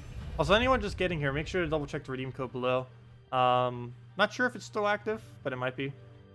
It was up for how long now? 20 minutes? Somewhere around 20 minutes, so it could still be active. We'll have another one on Monday. We already gave out all of them for today. That goes down. Take out the blues. Get a nice Tesla. Oh, I forgot a blue. Oh, never mind. We already had enough damage. Doesn't even matter. Well, if we could keep doing every battle like that, that'd be pretty convenient. Hey, level up! We finally hit level 50. That was one of the other goals today, too. Level 50. There we go. And now... Oh, wait, 51. I thought that's at 50. Oh, it was showing that we were level 50 and that we went to 51. Never mind, we already hit that. We hit that goal already. Never mind. Kind of already achieved. But there we go. Now, next goal is level 5 Soulforge. And then from there, we'll probably end out the stream once we get that. I will be streaming right after, though. We'll be ending the stream after the Gems of War stream, and then I'll be ending it and starting it basically right back up. I'm going to be doing, I'll be streaming Strife. It's a MOBA, a multiplayer online battle arena. If you've ever played League of Legends, Dota, Smite, it's basically that. That's the easiest way to describe it. It's a 3-lane system where units spawn. You have 5 heroes, 2 different teams, and you basically have to destroy the enemy base to win. Really team-oriented and quite a bit of fun. Really big fan of the genre. I've been playing it since, let's see... I was 7 years old when I started playing that genre of gaming. 7 years old. So I've been playing it for a very long time. Not this specific game, but the genre in general I've been playing since 7. Started with Dota 1, and these days I mainly only play Strife here and there, because I only play them for fun. I don't play them competitively or anything like that. And personally, I just get the most fun out of that one. We'll go through that on blue. I used to play Dota 2 a little bit. I kind of got tired of that after a year, though. Surprisingly, I preferred Dota 1 over Dota 2, even though they were pretty much the exact same game. It's the biggest issue, I think, with that was one of my favorite heroes actually wasn't on Dota 2. I don't even know if, to this day if they have even added it to Dota 2. I believe the reason they haven't added it is because there was a copyright with... there was a copyright conflict with Blizzard, I believe, with them actually being able to add it to the game. But Pit Lord, I don't know if anyone plays Dota 2 and would know if that has actually been added or not. I could probably look it up. But the Pit Lord on Dota 1 was one of my favorite characters to play. One of the most team-oriented too. It was also one of the more broken ones because you could literally teleport your entire team across the entire map. So for a competitive play, it was ridiculously overpowered. And even for casual play, it was still pretty fun and decently powerful. So yeah, I don't believe they ever added that to Dota 2 due to copyright things. I'm pretty sure they could always rebranded it and still added it though, which I guess they might have done by now. We'll go move that up. See you, Humberto. Have a good day. We'll go throw that down. What else do we move? Take the reds? Yeah, we'll go get that for the Valkyrie. And from there, we'll just get a nice solid hit. Get our manas. And just throw that into the other one. Throw it again and get ourselves Valkyrie. Throw that and get ourselves a... Oh, we already have Tesla. Fail. That was pretty Tesla. Well, it looks like we get everything from it, so I guess it works. It barely survives, but we can just Valkyrie into full mana and then win from there with another Tesla. Yeah, have a good day, Humberto. See you later.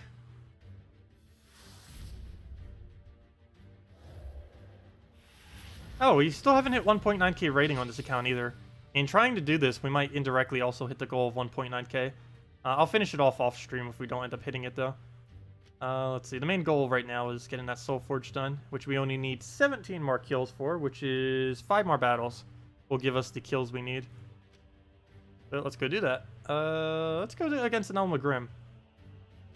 Against the Fluffies. We're up against the guild called the Fluffies. Let's go upgrade our Tesla as well. How far can we go? Level 10. Do you get any more armor? Yes, you got 1 more armor, so it's going to be a little bit easier to get 1 more damage on you now. And into the next battle we go. Every 4 armor we get on our team or anywheres in the game gives us 1 additional damage to the enemy every single time we cast our Tesla. And that includes if he armor buffs as well. So if we could just find some nice armor buffing teams, would be good. If more people would run that really strong dragon team, we'd actually be able to kill it really easily, despite it being strong, because it creates a lot of armor, and we can just diverge past all the armor very easily. We get a Keat number 1, Keat number 2, green get away, double check board, throw it again, Keat number 1, because we don't need to get rid of the shield yet, throw the Tesla. He doesn't break it again, so we'll just go do that, get a Valkyrie. Any good cast? Brown, how are you not aligned? How can you do this to us? Like, I'm gonna have to pass a turn. I could do it to yellow, but I'd prefer getting it on brown. Really? Still we cannot get it on brown. And I can't do it on yellow now either. Guess we just do it on brown without the extra turn. Okay, now we just gate. We'll throw this one to get the rebarrier. There goes the damage. We'll get him to rebarrier everything else. Actually, Tesla might be enough right now. I could have taken that skull too. Well, yeah, for 1 damage, I guess it wouldn't have mattered. But if he would have gotten it, that would have been a little annoying. Okay, we'll go for the mid one. There's no way we're gonna fight at level 952. We technically could win, though I wouldn't want to bother. We will be starting that probably once we hit more towards level 100. We'll start taking out level 1000s. We could technically start now, but it's a little annoying to face quite a few of them. Particularly if they're using meta teams. If they're not using meta teams, it would be fine. But if they were using like the most perfectly crafted late game teams, we'd get completely crushed, even if we were trying to use the most optimal counters to them. Because we just wouldn't have the stat lines to be able to keep up. Alright, well, we'll get gate number 1. Number 2, that gives us Valkyrie.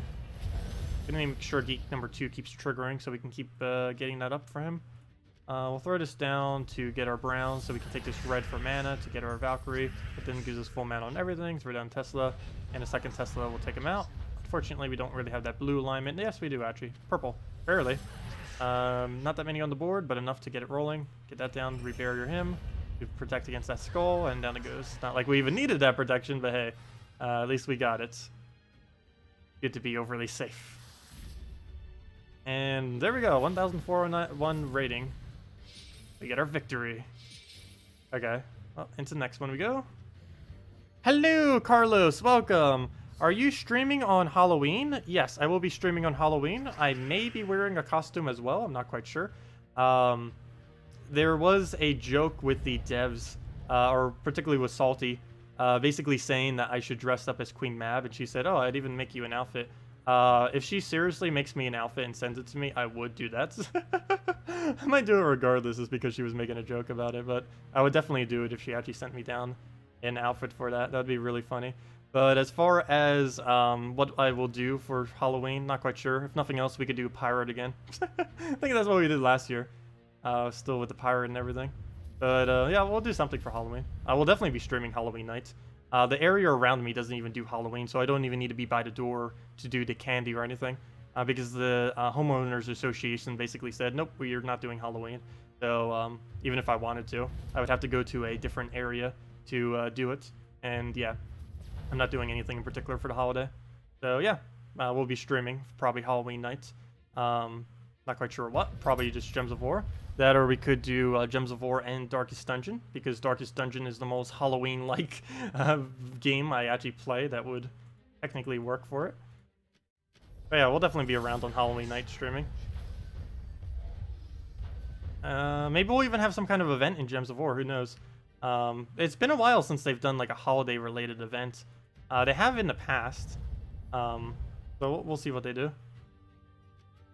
We get the Valkyrie down.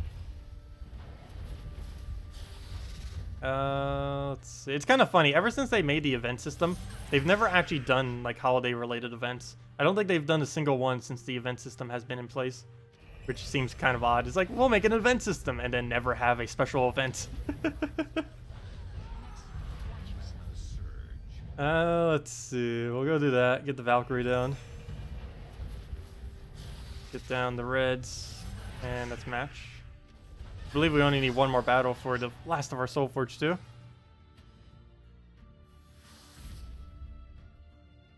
Yeah, I've still been meaning to start the Let's Play series back up for Darkest Dungeon.